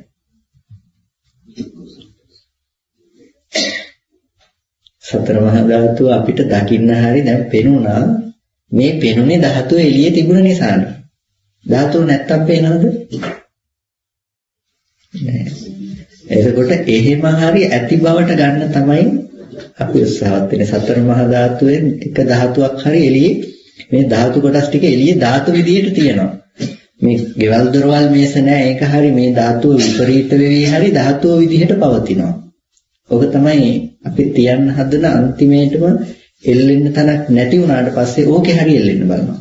සතර මහා ධාතුවේ හරි එල්ලෙන්න බලනවා. දැන් ඒ ධාතුව ඇති බවට මෙනෙහි කළේ මොකෙන්ද? සතර මහා ධාතුව එළියේ තියෙනවා කියලා ඔගොල්ලෝ පඨවි ධාතුව දැකලා තිබුණද? ආපෝ ධාතුව දැකලා තිබුණද? තේජෝ ධාතුව දැකලා තිබුණද? වායෝ ධාතුව දැකලා තිබුණද? එකක්වත් දැකලා නැහැ. එහෙනම් කොහොමද සතර මහා ධාතුව තියෙනවා කියලා කිව්වේ? වර්ණ සටහන් එළියේ අතීතයේ ඉඳලම පෙනුණා. අපිට ඇහැට ගැටෙන වර්ණ සටහන මහා භූත කියලා කියේ මහා භූත ස්වභාවයේ මහා භූතය ඉස්සර ඉඳලම ඒක විදිහට පෙනී සිටියා. දැන් අතීතයේ ඉඳලා තිබුණ වර්ණ සටහන් නිත්‍ය කොහෙද? නිත්‍ය තම තමන්ගේ මනස තුල රැස් කරගත්ත බව තුල. ඉස්සර ඉඳලම දැකපු අම්මා ඉන්නවා. දැන් ඉස්සර ඉඳලා ඊයේ දැකපු අම්මා අද ඉන්නවා. දැන් ඊයේ දැක්කේ අනාත්ම වර්ණ සටහනක් ඇහැට ආවේ නැතිනම් ආලෝකයක් කියලා ඔයගොල්ලෝ පිළිගන්නවද? ඒ ආලෝකෙමද අද වැටෙන්නේ? ඒ ආලෝකෙම අද වැටෙන්නේ නැහැ. ඒ තප්පරේ ගිහිල්ලා ඉවරයි. ගියපු තප්පරේ ආයෙ ගන්න බෑ. ඒ ආලෝකය ආයෙ ඇහැට වැටෙන්නෙත් නැහැ. ඒ ඇහැ ආයෙ ඇති වෙන්නෙත් නැහැ. ඒක ඉවරයි. ඊයේ කාපු දේ ආයෙ කන්න පුළුවන්ද? ආයෙ කන්න බෑ. ඒකයි වේලක්වත් අතාරින්න බෑ කියන්නේ. ඊයේ කාපු දේ ආයෙ කන්න බෑ. ඒ වේල අතෑරුණම තමයි ආයෙ කල්ප ලක්ෂයක් ගියත් ඒ වේල කන්න හම්බෙන්නේ. ඒක ගියානම් ගියා, නිරුද්ධ වුණා නම් නිරුද්ධ වුණා. ඒකට වර්ණ සටහනේ ලක්ෂණය තමයි නිරුද්ධ වුණා නම් නිරුද්ධ වුණ බව. මේ වර්ණ සටහන දැන් ඊයේ දැකපු වර්ණ සටහන තියනවා කියලා මේ වර්තමාන මොහොතේ ඇති වෙන වර්ණ සටහනට ඊයේ තිබුණ දේ ගැට ගන්නන්නේ කොහෙන්ද? තම තමන්ගේ මනස තුල රැස් කරගත්ත සංඥාව ගැට ගන්නවා. මේ සටහන තාම තියෙනවා, එළියේ තියෙනවා කියලා හිතනවා. මේ ටික එළියට දාලා එළියේ තියෙන දේ ආයෙ රැස් කරගත්ත දැන්. ඊයේ දැකපු අම්මා අදත් ඉන්නවා. හෙට දවසේදී ගැටෙනකොට අද දැකපු අම්මා හෙට දකින්නත් පුළුවන්කම තියෙනවා. දැන් මේ එළිය ඇති බවට මතක් කරගත්තේ වර්ණ සටහන නෙමෙයිද? එතකොට ධාතුව ඇති බවට ඕගොල්ලෝ තර්ක කරන්නේ මෙන්න මේ වර්ණ සටහන අතීතයේ ඉඳලා තිබුණා කියන සංඥා මනසිකාරය නිසා නෙමෙයිද? ඒ සංඥා මනසිකාරය නැත්තම් ධාතුව ඇති බවට ඕගොල්ලෝ කතා කරන්නේ මොකක් තුල පිහිටලද? මේ ස්පර්ශය ආපහු මට හෙට දකින්න හෙට ගැටෙන්න පුළුවන්ද? මේ ස්පර්ශය මෙතනම හටගෙන නිරුද්ධ වුණ ස්පර්ශය ආය හැදෙන්නේ නෑ. එතකොට කයක් පොට්ටබ්බයත් ඇති උනේ ඒ මොහොතට නම් ඊයේ ඉඳලා තිබුණ පටවි ධාතුව ගැන ආය කතා කරන්නේ කොහොමද මම? ඒකයි අවස්ථාවට උපදෝගෙන අවස්ථාවට නිරුද්ධ වෙන ධර්මතාවයක් ඇති තැනක පැවතින දෙයක් ගැන කතා කරන්න බෑ කියන්නේ. සතර මහා ධාතුව ගැනවත් ඇති බවට තියෙන බවක් අපිට එළඹ සිටින්න බෑ. එතකොට ඒ හැම තැනකදීම අපිට පේන්න ඕනේ එක ඥාන දර්ශනයක්, එක නුවණක්. අහුත්වා සම්භූතං හුත්වාන භවිස්සති. පෙර නොතිබීම හටගෙන ඉතුරු නැතුව නිරුද්ධ වුණ ධර්මතාවය. ඒ පෙර නොතිබීම හටගෙන ඉතුරු නැතුව නැති වෙන ධර්මතාවය ගැන අපිට සිහිය පවතින්න වෙනවා. මේක දකින්න නම් සිහිය නැතුව බෑ. සිහිය පවත්වන්න වෙනවා. ඒක නිසා අපිට අනිත්‍ය දුක්ඛ අනාත්ම කියන මේ ත්‍රිලක්ෂණය ගැන හොඳට සිහියක් හොඳ දැක්මක් තියාගන්න වෙනවා. ඒක නිසා අනිත්‍ය ගැන අපිට හොඳට දකින්න වෙනවා. අනිත්‍යයි කියලා කිව්වේ මොන අර්ථයෙන්ද? මේකට අනිත්‍යයි කිව්වේ ඇති දේ නැති වෙලා යන බව තුල නෙමෙයි. ඇති වෙලා නැති වෙන දේ ගැන අනිත්‍යයක් ලෝකේ තියෙනවා. ඒ අනිත්‍ය මාර්ගයට අදාළ අනිත්‍යයක්. තියෙන දේ නැති වෙලා යනවා. මේ ඇති දේ කැඩිලා පිටිලා යනවා. ඒ දේ මාර්ගයට අදාළ අනිත්‍යයක්. එතකොට මේ සාක්ෂාත් කරන්න හදන අනිත්‍ය මොකද්ද? හැම වෙලාවකදීම හේතු ධර්මතා ටික ඇතිකල්ලි මෙහි ඇති වෙලා නැති වෙන ධර්මතාවය. ඇහත් එක්කම අත්භව පරියාපන්නෝ තමන් ඉපදුනා. තමන් එක්කම ඇහැ නිරුද්ධුණා. ඇහැ දැනගන්න බව, ඇහැ උපදින බව තුලමනේ තමන් තිබුණේ. තමන් හිටියේ නැත්තම් ඇහැට දැනගන්න පුළුවන් වේද? ඇහැ ගැන සංඥා මනසිකාර තියේද තමන් හිටියේ නැත්තම්? එතන තමන් කියලා තිබුණේ ඇහැ දැනගන්න බව නෙමෙයිද? ඇහැ දැනගන්න බව තුලයි තමන් නියෝජනය වුනේ. එහෙනම් ඇහැ හදාගත්ත මොහොතේදී තමන් ඉපදිලා තමන් නිරුද්ධ වුණා. දැනගත්ත දෙයට හිතන මොහොතේදී ඒ මොහොත නෙමෙයිද තමන් උනේ? ඒ මොහොත තමන් උනේ. ඒ හිතනකම තමන් උනේ. තමන්ට වැය වුණා හිතනකම. ඒකයි තමන්. ඒකට ඒක හටගෙන නිරුද්ධ වෙනකොට මේ තමන් ඉපදිලා තමන් නිරුද්ධ වුණ බව. එතකොට කෝප්පේ දැනගත්ත. දැන් කෝප්පේ දැනගත්ත කියන්නේ කෝප්පේ දැනගත්තේ කවුද?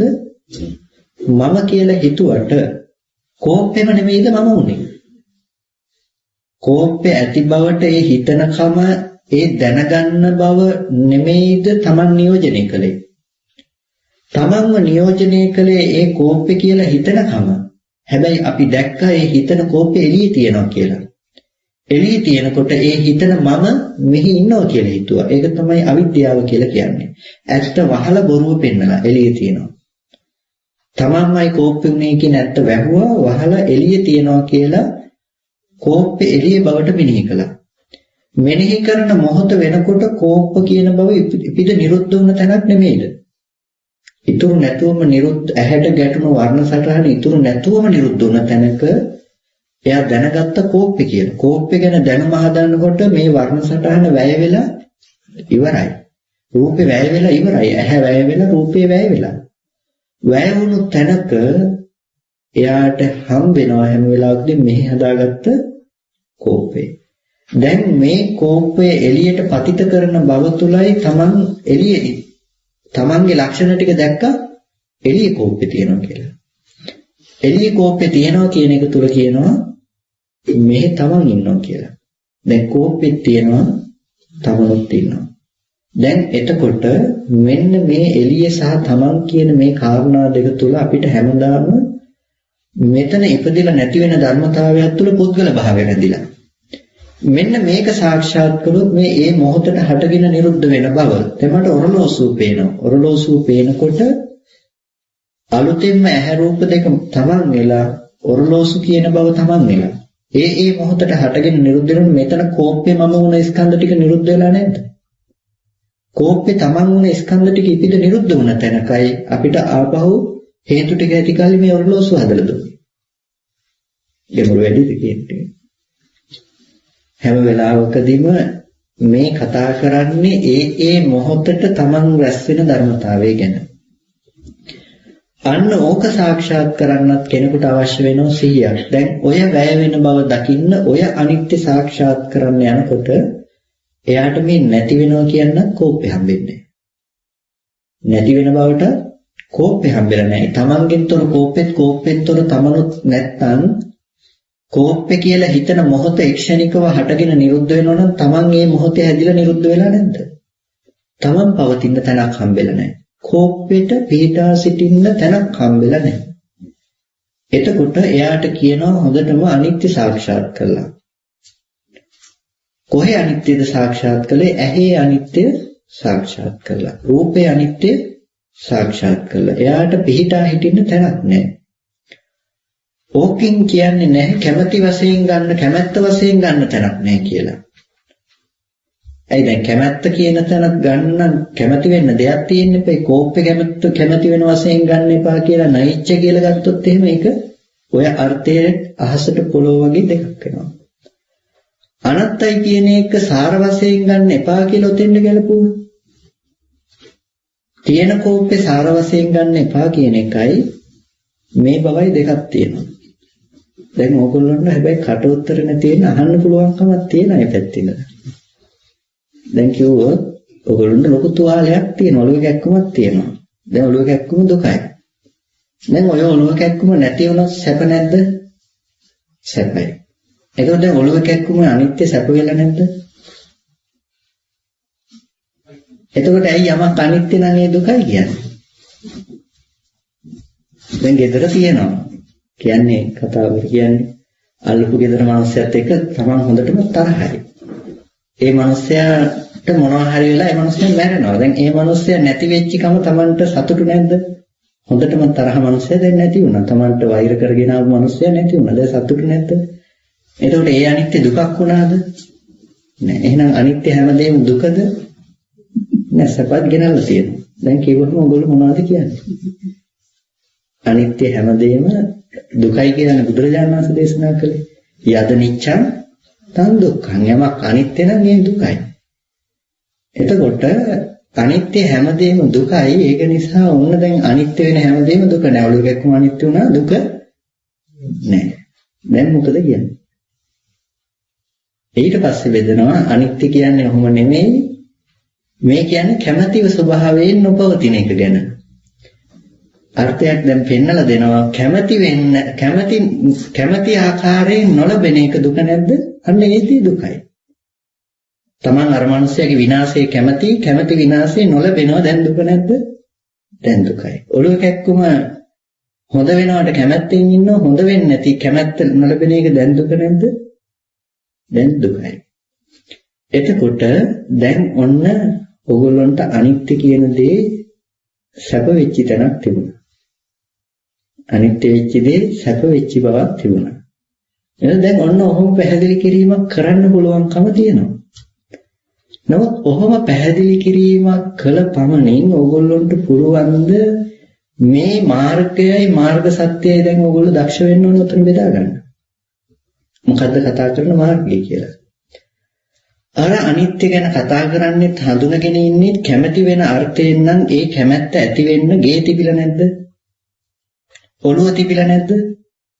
ඔළුවක් තිබිලා ගේ තිබිලා තියෙන ගේට කැමැති වෙලා හෝ අකමැති වෙලා කැමැති වශයෙන් නොලබෙන එක දුකයි කියනවා. එතකොට මේ කතා කරන දර්ශනය තුල ගේ හම්බෙන්නත් බෑ, ඔළුව හම්බෙන්නත් බෑ, ඔළුවේ හැක්කම වෙදින්න. ගේ හම්බෙන්නත් බෑ, ඔළුව හම්බෙන්නත් බෑ. දැන් කැමැති වෙන්නත් අකමැති වෙන්නත් නැති වෙන්නත් ඔයගොල්ලන්ට ගේ හම්බෙන්න බෑ. ගේ හම්බෙන බවම මොහය වුණොත් ගේ හම්බෙන තැනම ඔයගොල්ලන්ට තියෙන නිත්‍ය සංඥාව කැමැති වෙන්නත් අකමැති වෙන්නත් ගේ හම්බෙන තැනම තියෙන්නේ නිත්‍ය සංඥාව. ගෙදර තිබිලා ඊයේ ඉඳලා අද වෙනකන් තියෙන ගෙදර තිබිලා තියෙන ගෙදරට තමයි ඔයගොල්ලෝ ඇලුනේ. නැති ගෙදරකට ඇලුනේ නැහැ.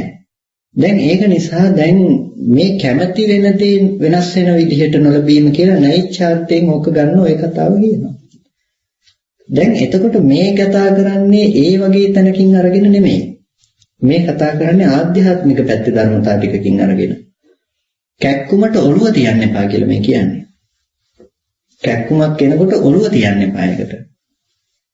ගෙදර කියන තැන ඕගොල්ලෝ ඇලෙන්න ගෙයක් තියාගන්න එපා කියලා මේ කියන්නේ.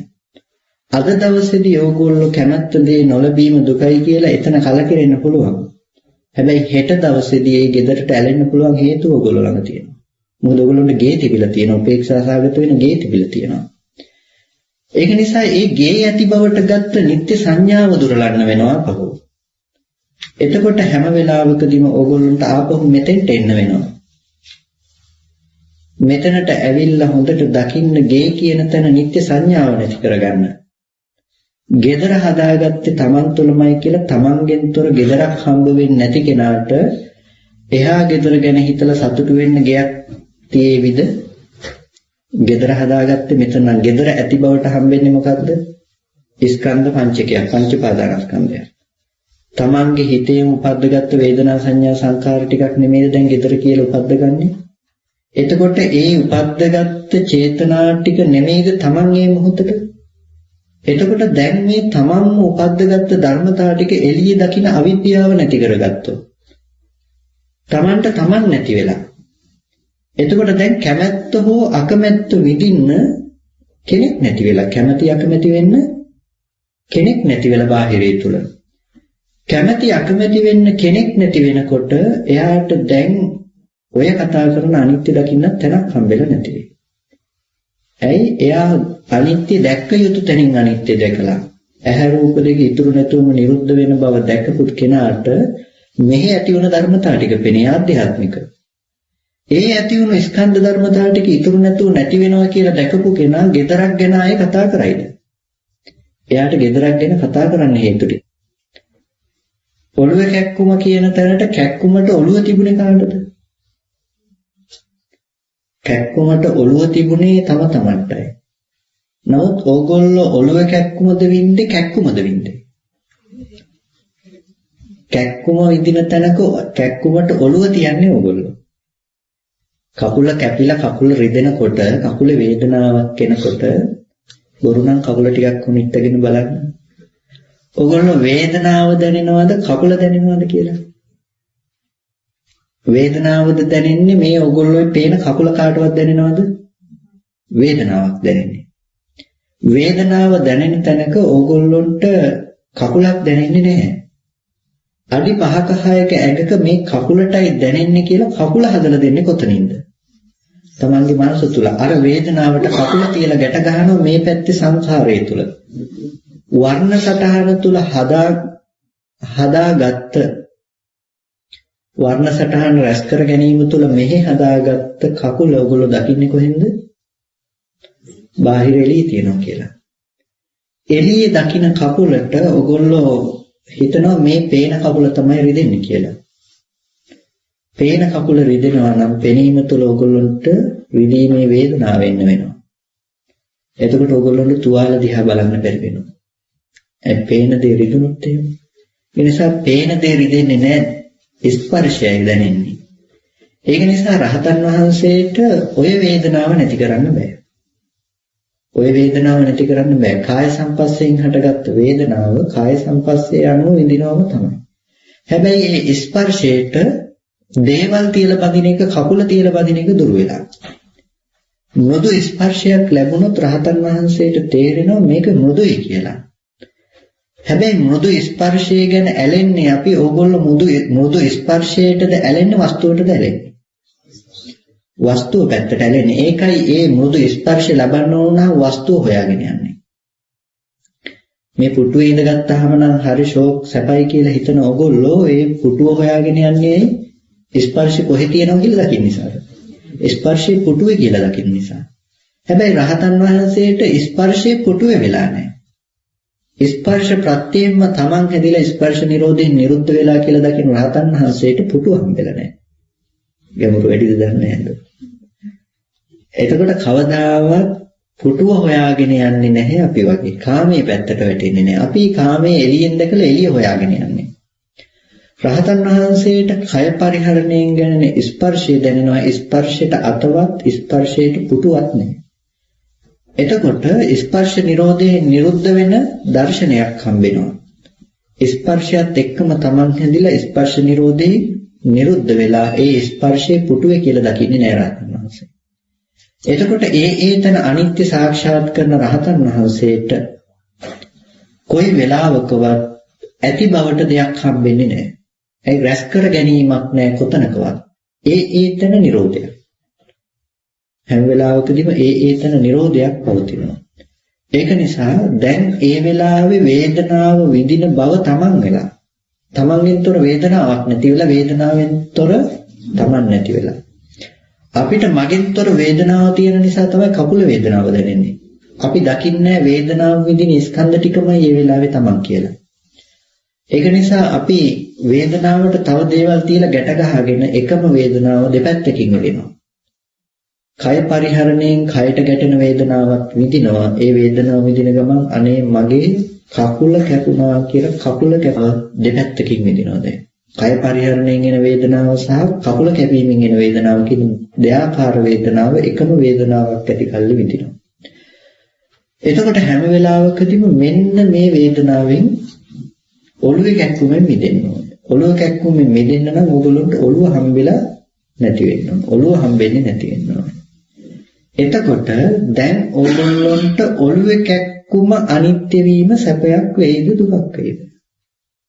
හේතු ටික ඇතිකල්ලි හේතු නිරෝධයෙන් නිරුද්ධ වෙන ධර්මතාවයක් නම් එතකොට සැප වේදනාවත් එක්කම තමන් ඉපදිලා තමන් නිරුද්ධ වෙන බව තිබුණා නම් ඒ වෙලාවට දුක් වේදනාව නිට්ටය නැත්තම් ඒ වේලාවේ දුක් වේදනාව මේකට ගැට ගන්න නිසා නෙමෙයිද ඒක අනිත්‍ය සැප වෙන්නේ.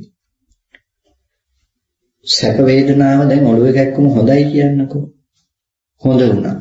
දැන් හොඳ වුණ බව නිසා ඒ වෙලාවේදී කැක්කුම නැහැ. දැන් ඕගොල්ලොන්ට ඒ වෙලාවේ කැක්කුම නැති බවට දැනගන්න ස්කන්ධ ටිකනේ තියෙන්නේ. ඒ වෙලාවට තමන් මොකද්ද කැක්කුම නැති බව දැනගන්න ස්කන්ධ ටික. ඒ ස්කන්ධ ටික ඇති කල්ලි දැන් තමන්ගේ හිතෙන් ගෙනල්ලා දෙන සංකාර නිමිත්ත මොකද්ද? ඔළුවේ කැක්කුම හොඳ වුණා. ඒ කැක්කුම දැන් තියනවද? නෑ ඒ කැක්කුම දැන් නැහැ. නමුත් හිතෙන් ගෙනල්ලා දෙනවා ඔළුවේ කැක්කුම හොඳ වෙලා කියලා. අතීත සංඛාරේ නිත්‍ය හැටියට ගෙනල්ලා දෙනවා ඔළුවේ කැක්කුම. තිබ්බ ඔළුවේ කැක්කුම. තිබ්බ දේ දැන් නැති වෙලා. දැන් නැති වෙච්ච දේ තමයි දැන් සැපයි කියන්නේ. දැන් එතකොට මේ නිත්‍ය බව තුළ නෙමෙයිද මේ ඔළුවේ කැක්කුම සම්පූර්ණම නැති වුණු ඔළුවේ කැක්කුම සැප උනේ.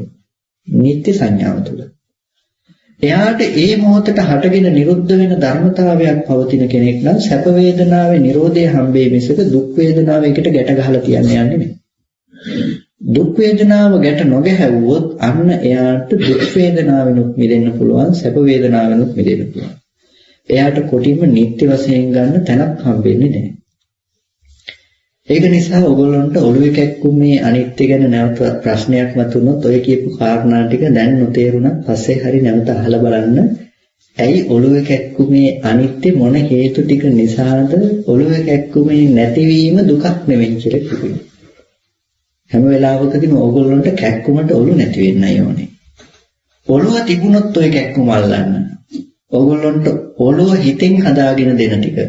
කැක්කුම විඳින ඕගොල්ලන්ට ඔළුවේ කැක්කුමකුත් හදාගෙන විඳින ඔය ඔළුව නැති වෙන්න ඕනේ. එතකොට අන්නේ තියෙන ඔළුව නැති වෙනකොට ඔළුවේ කැක්කුම නැති වේ සැප විඳින්න හම්බෙන්නේ නැහැ. සැප වේදනාව ස්පර්ශ නිරෝධයෙන් හටගන්න සැප වේදනාව දුරු වෙයි විසක ඔයගොල්ලන්ට ඔළුවේ කැක්කුමේ හොඳ වීම ගන්න බෑ. අනික ඔළුවේ කැක්කුමේ හොඳ බව ඔයගොල්ලෝ විඳින්නේ සංඥා මට්ටමකින් විතරමයි.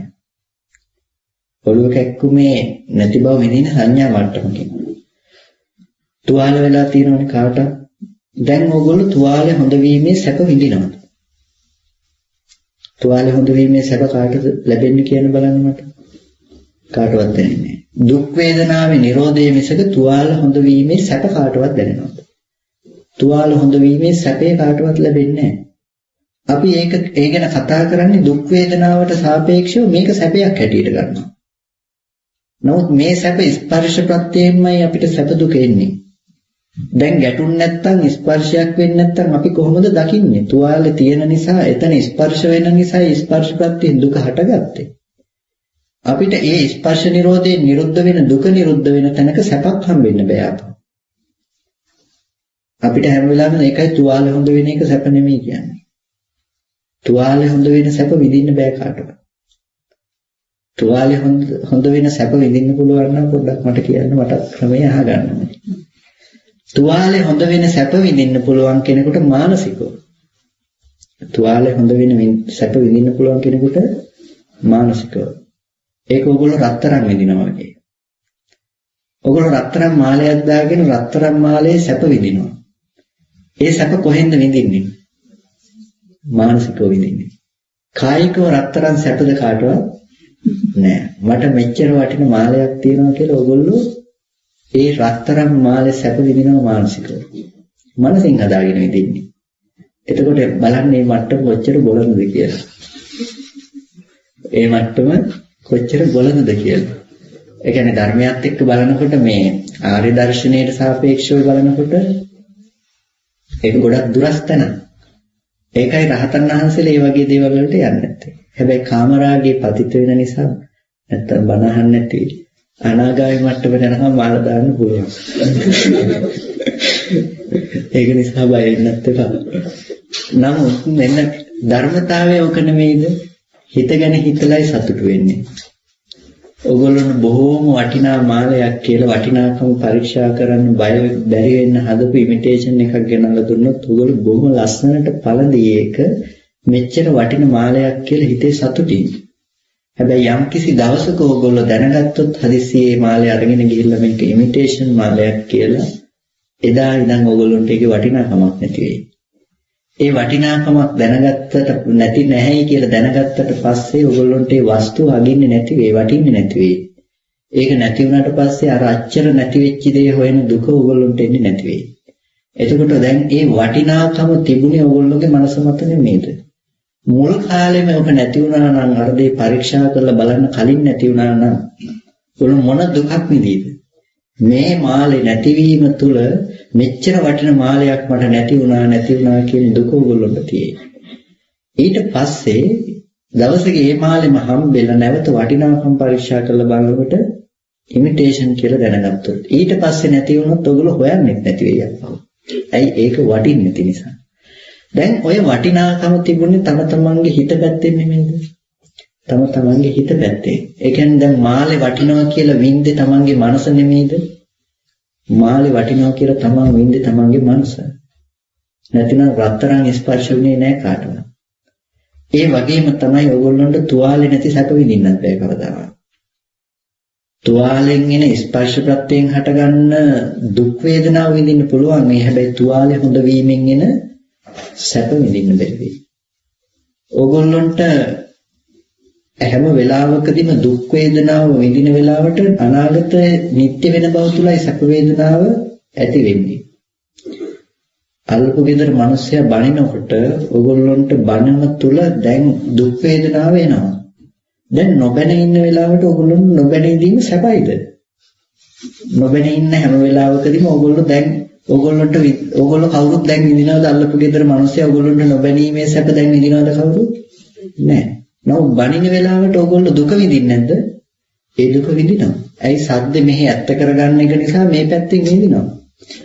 දැන් නොබැනීම ගැන විඳින්න බෑ ඕගොල්ලන්ට කාටවත්. හැබැයි මනස පැත්තෙන් විඳින්න පුළුවන්. ඕගොල්ලෝ හිතුවත් මෙහෙම අපි ඉන්න අසල්වැසියෝ හරි හොඳයි. කිසිම කෙනෙක් කිසිම හිතේ රිදවීමක් කරන්නේ නැහැ. හරි හොඳ පිරිසක් ඉන්නේ කියලා හිතනකොට ඕගොල්ලන්ට යම් සැහැල්ලුවක් නැති වෙයිද? දැන් මේ සැහැල්ලුව ඕගොල්ලෝගේ මානසිකාරය නිසා හිත තුල හදාගත් එකක් මිසක බාහිරින් ආපු දෙයක්ද? බාහිරින් ආපු දෙයක් නෙමෙයි. බනිනකොට දුක ආවා කියලා හිතුවේ බැනුමේ දුක හදාගත්තෙත් ඕගොල්ලෝ තුලමයි. මට ඉන්නේ මෙහෙම අසල්වැසියෝ පිරිසක් කියලා යම් පීඩනයක් හදාගත්තා නම් ඒ පීඩනෙත් Taman තුලමයි. නැති කල්ලි හදා ගන්නවා නම් ඒකත් Taman තුලමයි. ඒ වගේම කායික දුක් වේදනාව ඇති කල්ලි කායික දුක් වේදනාව හදාගන්නෙත් ඕගොල්ලෝ තුලමයි. නැති බව විඳිනවා නම් විඳින්නේ Taman තුල හදාගත්ත දෙයක් තුලමයි. කාලෙකින් මෙච්චර දුකක් මට තිබුණ වේදනාවක් දැන් ඒ වේදනාව නැහැ කියලා නැති සැපක් විඳිනවා නම් ඒක මනස නෙමෙයිද උපද්දුවේ? මනස තුල. එතකොට දුකක් උපද්දගත්තා නම් ඒ දුක ගැන ඒක දුකයි කියලා දුක ගැන හිත කකුලේ දුක හදාගත්ත හිතෙන් නෙමෙයිද? ඒකත් විඳ හිතින්. ඔයගොල්ලෝ හිත පැත්තෙන් විඳීමක් විසගන්තිනේට බාහිරින් හිතලා නෙමෙයි. ඒක නිසා ඕගොල්ලෝ හිතා ගන්න ඒ දුකට කැමැති වුණත් අකමැති වුණත් කැමැති වෙන වස්තුව එළියේ හම්බෙලා නම් ඒකමයි නිත්‍ය සංඥාව, ඒකමයි දුකට මුල. ඇයි දුකට මුල කියන්නේ? අල්ලපු gedara මිනිස්සයාට කැමැති වුණත් අකමැති වුණත් ඒක අපිට ඒකට කැමැත්ත අකමැත්ත පසකින් තැබේවා. අල්ලපු gedara හම්බෙන්නේ මොකක් නිසාද? මෙහෙ අට ගන්න ධර්මතාව ටික නොදන්න නිසා. මෙහෙ ගේ හදාගත්ත කියලා නොදන්න නිසා එහෙ gedara තියනවා. එහෙ gedara තියනවා කියන එකෙන් කියනවා මෙහෙ මම ඉන්නවා. දැන් භවය නෙමෙයිද මේ? ඒ අරමුණ තුල හදාගත්තේ අපි භවය. කාම භවය රැස් කරගත්තේ. දැන් කාම භවයට ඊළඟ මොහොතේ විපාක. කාම භවයට ඊළඟ මොහොතේම විපාක මොකද්ද? ස්පර්ශ ආයතන පහම හදලා දෙනවා. ඇති බවට විඳින්න පුළුවන්. දැන් අපේ ගෙදර අපේ දරුවටයි ලෙඩ වුනේ. දැන් ඊළඟ මොහොතේ දරුවා ලෙඩ වුණ බවට හේතු වුනේ ඒ සංඥා මනසිකාරය ආවේ මේ ආයතන ටික දැන් හදාගත්ත නිසා නෙමෙයිද? ආයතන ටික හදාගත්ත නිසා අර ගේ කියන තැන ඇත්ත නොදැක්ක නිසා දැන් දරුවා ලෙඩ වීමේ දුකත් හම්බුණා. මේ ප්‍රිය දරුවයි අප්‍රිය ගෙදරයි තියෙන එකම මට්ටමේ කියලා ඔයගොල්ලෝ හිතාගන්න. ප්‍රිය ගෙදරයි අප්‍රිය දරුවයි අනිත් පැත්තේ. ප්‍රියමනාප දරුවයි අප්‍රිය ගෙදරයි තිබුණේ එකම මට්ටමේ එකම තලයක. ඒ තමයි ඇති බවට ගැනීම තුල. ඔයගොල්ලෝ ප්‍රිය දරුවා දිහා බලනකොට අප්‍රිය ගෙදර හදා ගන්නත් පුළුවන්. අප්‍රිය ගේ දිහා බලනකොට ප්‍රිය දරුවා හදා ගන්නත් පුළුවන්. ඒක නිසා ඔයගොල්ලන්ට දුකෙන් මිදෙන්න බෑ. මේ වස්තුව එළියේ ඇති තාක් ඔයගොල්ලන්ට ඇති බව තුල ගන්න හදන දුකෙන් මිදෙන්න බෑ. භව දුකෙන් මිදෙන්න හම්බෙන්නේ නෑ. ඒක නිසා භව දුකට තියෙනවා. ඔයගොල්ලන්ට දුක නැති කරගන්න පුළුවන් අල්ලපු gedara මිනිස්සයා නැති වෙච්ච තැනක. ඇයි? අකමැත්ත නිසා. ඒක මාර්ගයක් වෙයි. හැබැයි මාර්ග සත්‍යයෙන් නැති කරගන්න නම් ඔයගොල්ලන්ට gedarම නැති වෙන්න වෙනවා. ඒක නිසා ඔයගොල්ලන්ට කැමැති අකමැති නොවි ඉන්න ඔයගොල්ලන්ට gedarak හම්බෙන්නේ නැතුව ඉන්න වෙනවා. ඒක නිසා කැමැති අකමැති නොවි ඉන්න හදන්න එපා. තියෙන gedarට කැමැති වුණත් වැරදි, අකමැති වුණත් වැරදි, තියෙන gedara උපේක්ෂා සහගත වුණත් වැරදි. ඒක නිසා ඔයගොල්ලන්ට ගේ හදාගත්ත තැන ඇත්ත දකින්න වෙනවා. ඒ ඇත්ත දකින්න යම් සිහියක් පවත්වනවා නම් අන්න ඒ සිහියට කියනවා සම්මා සතිය. ඒ සිහියට කියනවා සම්මා සතිය. මනාව පවත්වපු සිහියක්. ඒකට කියනවා මාර්ග සත්‍යයක්. ඒ මාර්ග සත්‍යයෙන් පෙන්වේ ඔය ඇත්ත. එතකොට එතන යෙදෙන සිහිය සම්මා සතිය, වස්සග්ග පරිණාම වූ සම්මා සතිය. දැන් ඔබට කයක් නැති වෙන්න ඕනේ. කයano බලමින් වාසය කරන්න සතිපට්ඨානයේ සිහිය අලවන්න කයක් නැති වෙන්න ඕනේ. ඒ කයෙන් මිදලා සතිපට්ඨානයේ තුල කය ඇත්ත කරගෙන හිත එකඟ කරලා සතිපට්ඨාන භාවනාව තුල ඔබට කයක් නැති කරනවා. එතකොට එතන රූපේ නැති බවට ගිහිල්ලා. එතකොට හැම වෙලාවකදීම හිත දිහා බලාගෙන ඉන්න කිව්වත් වැරදි කියලා කිව්වේ හිත ඇත්ත වෙලා නම්. රාග සහිත සිත, ද්වේෂ සහිත සිත, මෝහ සහිත සිත පතිත වෙලා තියෙන රූපේ ඇත්ත බවට යන්නේක තුල. රූපේ ඇත්ත බවට ගන්න එක තුල තියෙන මේ සංකල්පේම වැරදි නම් ඕගොල්ලන්ට රූප නිරෝධය සාක්ෂාත් කරන්න වෙනවා. ඒක නිසා මෙන්න මේ සම්මා සතිය කියන තැනට ඕගොල්ලන්ට එන්න සිද්ධ වෙනවා. ඔය කාරණාව පිළිසිඳ දකින්න අවශ්‍ය නම්. එතකොට ඔන්න සම්මා සතිය ඉවරයි. එතකොට දැන් ඊළඟ එක දෙන්න. අද පුළුවන් නේද ඉන්නත් කොටම ඉවර කරන්න. එතකොට සති සම්බොජ්ජංගේ අන්න ඔය විදිහට වස්සග්ග පරිණාම කොට නිවනට නැඹුරු වූවක් කොට වඩන්න Taman දක්ෂ වෙනවා. අමතක කරන්න එපා මේ පෙළ අපි ගත්තේ නිකන් නෙමෙයි. මේ මහා චත්තාරීසක සූත්‍රයේ සම්මා දිට්ඨියෙන් උපද්දපු සම්මා සංකල්පනාව තුළ පවත්වන සිහිය මේක කියලා. සම්මා දිට්ඨියෙන් උපද්දපු සම්මා සංකල්පනාව තුළ පවත්වන සිහිය මේ කතා කරේ. එතකොට මේ ධර්මතාව ටික තුල කතා කරන්නේ. ඒකයි මේ තියෙන පොත පොඩි එකක් පොත අරගෙන ඉන්නේ. මට තව සංයුත්ත නිකායේ පොත එහෙම අරගෙන ආවේ නැහැ. ගොඩක් උත්සාහයෙන් ඉන්න බැරි නිසා. මොකද මේ වලට දැන් අලුතෙන් රැලි නගිනවා මේ පොත්වල තියෙන දේ ජීවිතේට අදාළ නැහැ කියලා. නමුත් මේ පොත්වල තියෙන දේ තමයි අපිට ජීවිතේ ධර්මයේ දෙන්න තියෙන මාර්ගය. අපි මොකක් හරි කිව්වා කියලා හරියන්නේ නැහැ. ඒක නිසා බුදුරජාණන් වහන්සේ දේශනා කරපු දහම් පෙළට මේක හැමතැනකම එකඟ වෙන්න අවශ්‍යයි. ඒක නිසා ඔයගොල්ලන්ට පේන්න ඕනේ සූත්‍රය කියලා තියෙන ජීවිතේ තියෙන දේ. ජීවිතේ තියෙන දේ සූත්‍රයේ තියෙන්නේ.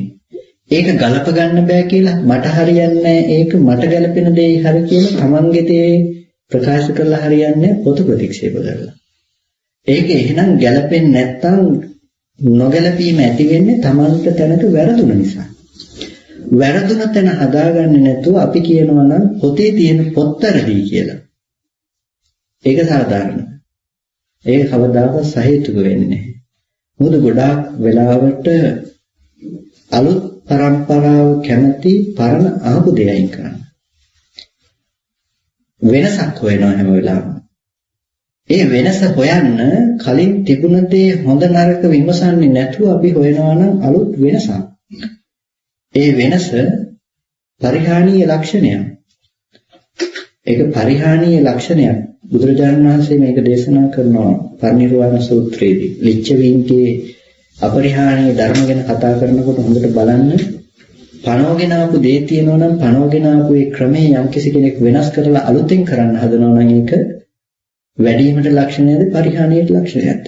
ඒක පරිහානියට ලක්ෂණයක්. ඒක නිසා ඒක පරිහානීය ලක්ෂණයක්.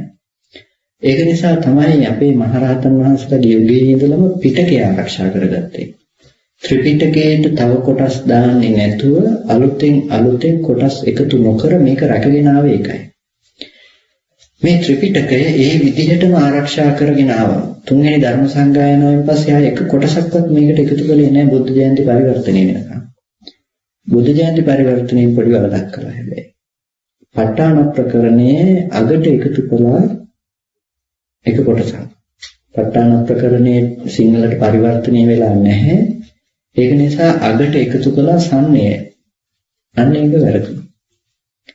ඒ වැරදි සම්ණය වෙනම තිබ්බට කමක් නැහැ. හැබැයි ත්‍රිපිටක ග්‍රන්ථවලට එකතු කරාට පස්සේ කාලෙකදී ත්‍රිපිටකයේ විදිහට නැවත හම්බෙනවා ඒකත් පිටකේ කොටසක් විදිහට. අන්න ඒක නිසා ඒක වැරදි. නමුත් ඒ වෙනකන් එතන අතරතුර යුගයේ කතා පිටකේ කොහෙවත් ඇත්තේ නැහැ. හැම ත්‍රිපිටකයක්ම අපේ හැම පිටකේ තියෙන හැම කරුණක්ම අපේ ජීවිතේට යෙදෙන තැන් තියෙන්නේ. හැම අභිධර්ම කාරණයක්ම ජීවිතේට යෙදෙන තැන් තියෙන්නේ. මොකද ජීවත් වෙන තැන පිරිසිදු දකින්න නෙමෙයි නම් මේ ධර්ම දේශනා කළේ ඒ ධර්ම ඇති වැඩක් නැහැ. ඒක නිසා අපිට මේ ධර්මයේ ජීවිතේ පිරිසිදු දකින්න ඕනේ. ඕන සූත්‍රයක් අපිට ගැළපිලා එන්න ඕනේ මේ ධර්මයේ ඇත්ත පෙන්වන තැන කියලා දෙන්න. ඒක නිසා අපිට හැම වෙලාවකදීම මේ පොත ප්‍රතික්ෂේප කළා කියන එක අපේ නොහැකියාව කියනවා මිසක ඒක හැකියාවක් නෙමෙයි. අපේ නොහැකියාවයි කියන්නේ පොතේ තියෙන දේ ජීවිතේට ගලපලා ගන්න තරම් අපි නොහැකි වුණා. නොහැකියාව නිසා අපේ දේ අපි කිව්වා. මගේ දේ මම කියමින් ඇති වැඩක් වෙන්නේ නැහැ. මොකද මගේ දේ ඔක්කොටම සාධාරණ නැති නිසා. ඒක නිසා බුදුරජාණන් වහන්සේ සම්මා සම්බුද්දයි කියලා කියන්නේ ලෝකෙ ඔක්කොටම ගැළපෙන ප්‍රතිපදාවක් පනවපු නිසා. ඒ පනවපු ප්‍රතිපදාවයි අපිට හම්බෙන්නේ. ඒක නිසා ස්වාමීන් වහන්සේ නිතරම කියන දෙයක් පුළුවන් නම් පොත අරන් ගිහිල්ලා ගන්න සූත්‍ර උනත් පොත බලාගෙන කියන්න. ඒක තමයි වටින්නේ. මේ සමාජයට දෙන්න ඕන පණිවිඩය මේකෙන් එළියට යන්න එපා කියලා. ඒක නිසා හැම වෙලාවකදීම මේ ත්‍රිපිටකය කියන එක බොහොම එළියට නොයා යුතු රැකවරණයක් සපයන දෙයක්. අපි කියන දේ හරි කියන ත්‍රිපිටකයෙන්ම සාක්ෂි පෙන්වන අපිට අපි ත්‍රිපිටකේ වැරදි කියනවා නම් ඒක තරම් සහේතුක සාධාරණ කාරණයක් වෙන්නේ නැහැ. ඒක නිසා අපි පිටකය තියෙන දේ ජීවිතයට ගලපලා ගැලපෙන තැනගෙන දකින්න තරම් ධර්මයේ දක්නා නුවණක් අපිට තියාගන්න වෙනවා. ඒ නුවණ නැත්තම් පිටකේ වැරදි කියන කලින් අපිට ඒ නුවණ ඇති කරගන්න වෙනවා. එතකොට අන්න ඒ කාරණාව ගියොත් අපිට පිටකෙන් තොරව දෙයක් හම්බෙන්නේ නැති වෙයි. ඒක නිසා යම් කිසි කෙනෙක් කියනවා නම් පිටකේ මෙන්න මේ කොටස වැරදි. බුදුරජාණන් වහන්සේට වැරදිලා මෙන්න මේ කාරණාව එහෙම නැත්නම් මේ කොටස පස්සේ එකතු කරපු එක නිසා මෙන්න මෙහෙම වැරදිලා තියෙනවා කියලා යම් කොටසක් පෙන්වන්න පුළුවන් නම් ඒබඳු එකම කොටසක්වත් පිටකයේ තුල මම නම් දකින්නේ නැහැ. ඕගොල්ලෝ හදිසියෙ හරි දැක්කොත් මට පෙන්වලා දෙන්න. ඒක නිසා මොකද එවද කොටසක් පිටකයට එකතු වෙලා නැති නිසා මේ යථාබෝධයට අදාළ ජීවිතයේ හැම අංගයකටම අදාළ කාරණා තියෙනවා. එතකොට ඒක බෙදන්න පුළුවන් මාර්ගයයි මාර්ග සත්‍යයයි විදිහට. එතකොට කෙනෙක් මාර්ග සත්‍ය තැන් ටිකට හිත තියලා මාර්ගය ප්‍රතික්ෂේප කරනවා නම් මේ ලෝකේ මාර්ග සත්‍යයට එන්න මාර්ගය නැති වෙනවා. මෙතන ඉඳලා අතෙන්ට ගිහිල්ලා ඕනේ අපිට දැඩිනුන් සිටියකට යන්න ඉස්සෙල්ලා පාරට පිවිසෙන්න. කෙනෙක් මෙතන ඉඳලා අතෙන්ට යන ටික නැති කරනවා නම් අපි කොහොමද පාරට යන්නේ? ඒක නිසා අපිට ඉස්සෙල්ලා පාරට යන්න පාරක් තියෙන්න වෙනවා. ඒ වගේ අපේ ජීවිතේට අපිට මාර්ග සත්‍යයට හිත තියෙන කෙනෙක් කිව්වොත් මාර්ගය වැරදි කියලා. ඒක වැරදි. මාර්ග සත්‍ය හරි කියලා කියන්න බෑ මාර්ගේ නැතුව මාර්ගෙකුත් තියෙන්න ඕන. නිවැරදිව පනවන්න පුළුවන් මාර්ගයක් තියෙනවා. ඒකයි සතිපට්ඨානය පෙනෙන්නේ. ඊට පස්සේ මාර්ග සත්‍යයක් තියෙනවනේ මාර්ගය තුල බෑ නිරෝධ සත්‍ය අවබෝධ කරන්න. ඒක නිසා මෙතන ඉඳලා අතෙන්න ගිහිල්ලා බෑ දැඩිනුන් සිටියකට යන්න. එයාට සිද්ධ වෙනවා ඒ පාරෙත් ගිහිල්ලා සිටියකට යන්න. මෙතන කෙලවර සිටියක නෙමෙයි. ඒක නිසා මාර්ගයේ කෙලවර නිරෝධ සත්‍ය නෙමෙයි. එයාට සිද්ධ වෙනවා මාර්ග සත්‍ය වඩන්න. මාර්ගයට හිත තියලා කෙනෙක් මාර්ග සත්‍ය ප්‍රතික්ෂේප කරන්න හදනවා. මාර්ග සත්‍යයට හිත තියලා කෙනෙක් මාර්ගය ප්‍රතික්ෂේප කරන්න හදනවා. ඔය කරන දෙන්නම වැරදි. ඒක නිසා මේ ශාසනයේ ත්‍රිපිටකයේ ඕන තැනක මාර්ගයේ පනවපු තැනක් තියෙනවා. මාර්ග සත්‍ය පනවපු තැනක් තියෙනවා. උදාහරණයක් කිව්වොත් සතිපට්ඨානය සහ සතිපට්ඨාන භාවනාව. හැම සූත්‍රයකම ඒ විදිහට පෙන්නගෙන යන සූත්‍ර තියෙන්නේ. එතකොට අභිධර්මයේ තුල ඒ විදිහට පෙන්නගෙන යන ධර්මතා ටික තියෙන්නේ. ඒක නිසා මේ එක කොටසක්වත් ප්‍රතික්ෂේප කරලා අනෙක් කොටස තියනවා කියන්න බෑ. අනෙක් කොටස ප්‍රතික්ෂේප කරලා මේ කොටස තියනවා කියන්න බෑ. මේක එකම කාසිය දෙපැත්ත වගේ. මේ කාසිය මේ පැත්ත නැත්නම් අනෙක් පැත්ත තියෙයිද? ඒවලේ කාසියක් වෙන්නේ නැහැ. එකම කාසියක් මේක. මේක දෙපැත්තක් තියෙනවා මාර්ගය සහ මාර්ග සත්‍ය. හැබැයි මේ දෙක කවදාවත් එක පැත්තට යයිද? කවදාවත් මේ කාසිය එක පැත්ත අනිත් පැත්තට එන්නේ අනිත් පැත්ත දෙකම එකතු වෙන එක පැත්තකට එන්නේ නැහැ. මේක දෙපැත්තක්මයි. හැබැයි මේ දෙක තියෙන්නේ එකම කාසියේ. ඒක වෙන් වුණොත් ඒක කාසියක් නෙමෙයි. ඒ දෙපැත්ත දෙකට වුණොත් ඒක කාසියක් නෙමෙයි. ඒක නිසා ඒ එකම කාසිය දෙපැත්තක් තියෙනවා. මේ එකම ශාසනයේ මාර්ගය සහ මාර්ග සත්‍ය කියලා පනවන්න පුළුවන් තැන් දෙකක් තියෙනවා. අන්න ඒකයි අපි පනවගෙන එන්නේ. එතකොට අද සති සම්බොජ්ජංගයේ කොටස ඔන්න අපි කළා. ඊළඟට එක අනෙක් දවසට කරමු. එහෙම කාලේ මඩ වෙනවනේ. හොඳයි නම් හැමදෙනෙක්ම කල්පනා කරගන්න අද දවසේදී මේ විදිහට යෝනිසෝ මනසිකාරාදී පවත්තලා වටිනා කුසලයක් සිදු කරගත් අවස්ථාවේ මේ සියලු කුසල ධර්මයන් අපි අනුමෝදන් කළ යුතු අයට අනුමෝදන් කරමු. පළමුවෙන් මේ සියලු කුසල ධර්මයන් අපි හැම දිනාටම අර්ථයෙන් ධර්මයෙන් අනුශාසනා කරන ධර්මාචාර්ය අවසරයි මාංකඩවල සුදස්සන ස්වාමීන් වහන්සේට, අවසරයි මාංකඩවල නන්දරත්න ස්වාමීන් වහන්සේට, ඒ වගේම අපිට කල්යාණ මිත්‍ර භාවයෙන් සලකන අවසරයි අකරවිට සංඝානන්ද නායක ස්වාමීන් වහන්සේට, ස්වාමීන් වහන්සේලා තුන්දෙනාට මේ සිල් කුසලය ප්‍රාර්ථනීය බෝධියකින් උතුම් නිවනින් සැනසීම පිණිසම හේතු පාරමිතාවක් නුවෙත්වා කියලා සාදු. ඒ වගේම සියලු දෙවියන්ටත් අපි මේ පින් අනුමෝදන් කරමු. ඒ ස්ථාන අධිග්‍රහිත ඉෂ්ඨකාරක ඒ සියලු දෙවියන් මේ පින් අනුමෝදන් වෙත්වා.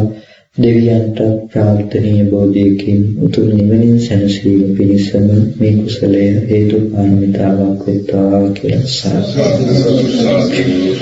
ඒ වගේම මේ හැමදිනා නමින් මේ පරලෝකීය සියලු ඥාතීන්ට අපි පුණ්‍යානුමෝදනා කරනවා, බලාපොරොත්තු වෙනවා. ඒ නැනසේන පියාණන්ට පුණ්‍යානුමෝදනා කරන්නට ඒ පියතුමා ප්‍රදාන කරගත්ත ඒ සියලු මේ හැමදිනා නමින්ම බලාපොරොත්තු වෙන සියලු ඥාතීන්ට මේ පින් අනුමෝදන් වෙත්වා. ඥාතීන් දුක් සිටින දුකින් අත මිදෙත්වා, සැපක සිටින ඒ සුවතවත් වඩා වර්ධනය කරගනිත්වා. ඒ ඥාතීන් උතුම් නිවනින් සැනසීම පිණිස මේ කුසලය හේතු පාරමිතාවක් වෙත්වා කියලා සාදු. ඒ වගේම අද දවසේදී ඒ ධර්ම දේශනා දායකත්වයේ දරන්නේ සචී මහත්මයා, ප්‍රශාන්ත මහත්මිය, සිසිර ආයිෂා, මංගලිකා, සියලු දෙනාම එකතු වෙලා කල්පනා කරගන්න එහෙනම් දිදුල පුතුණුවන්ගේ මේ 13 වෙනි උපන්දිනේට සෙත් පතන්නට බලාපොරොත්තු වෙනවා. ඒ පුංචි පුතුණුවන්ට නිරුක් නිරෝගී සුවපත් භාවයේ චිරජීවනයේ සලසේවා. ඒ පුතුණුවන්ගේ අධ්‍යාපන කටයුතු ආදී ඒ සියල්ලක්ම සමුද්ද වේවා. මේ හැම දිනකටම ඒ වගේම අරුණ විතානච්චිතුමාට, මුතුමනිකා විතානච්චි මෑණියන්ට, සෝමා ගුරුසිංහ මෑණියන්ට මේ දායකත්වයේ දරාගත් සියලු දෙනාට, අනුර පියාණන්ට මේ සියලු දෙනාට මේ සියලු කුසල ශක්තිය ගෝර කටුක භයංකර දුක් සහිත සසරින් එතරව ලබන අමෘත මහා නිර්වාණ සුවේ සාක්ෂාත් කර ගැනීම පිණිසම හේතු පාරමිතාවක් වෙත්වා කියලා සාදු අභිවාදන සීලස නිච්ඡාවදාපචායනෝ චක්කාරෝ ධම්මාවදන්ති ආයුවන්නෝ සුඛං බලං ආයුරෝග්‍ය සම්පatti සග්ග සම්පatti මේවච අතෝ නිබ්බාන සම්පatti විනාතේ සම්චිතු සාදු සාදු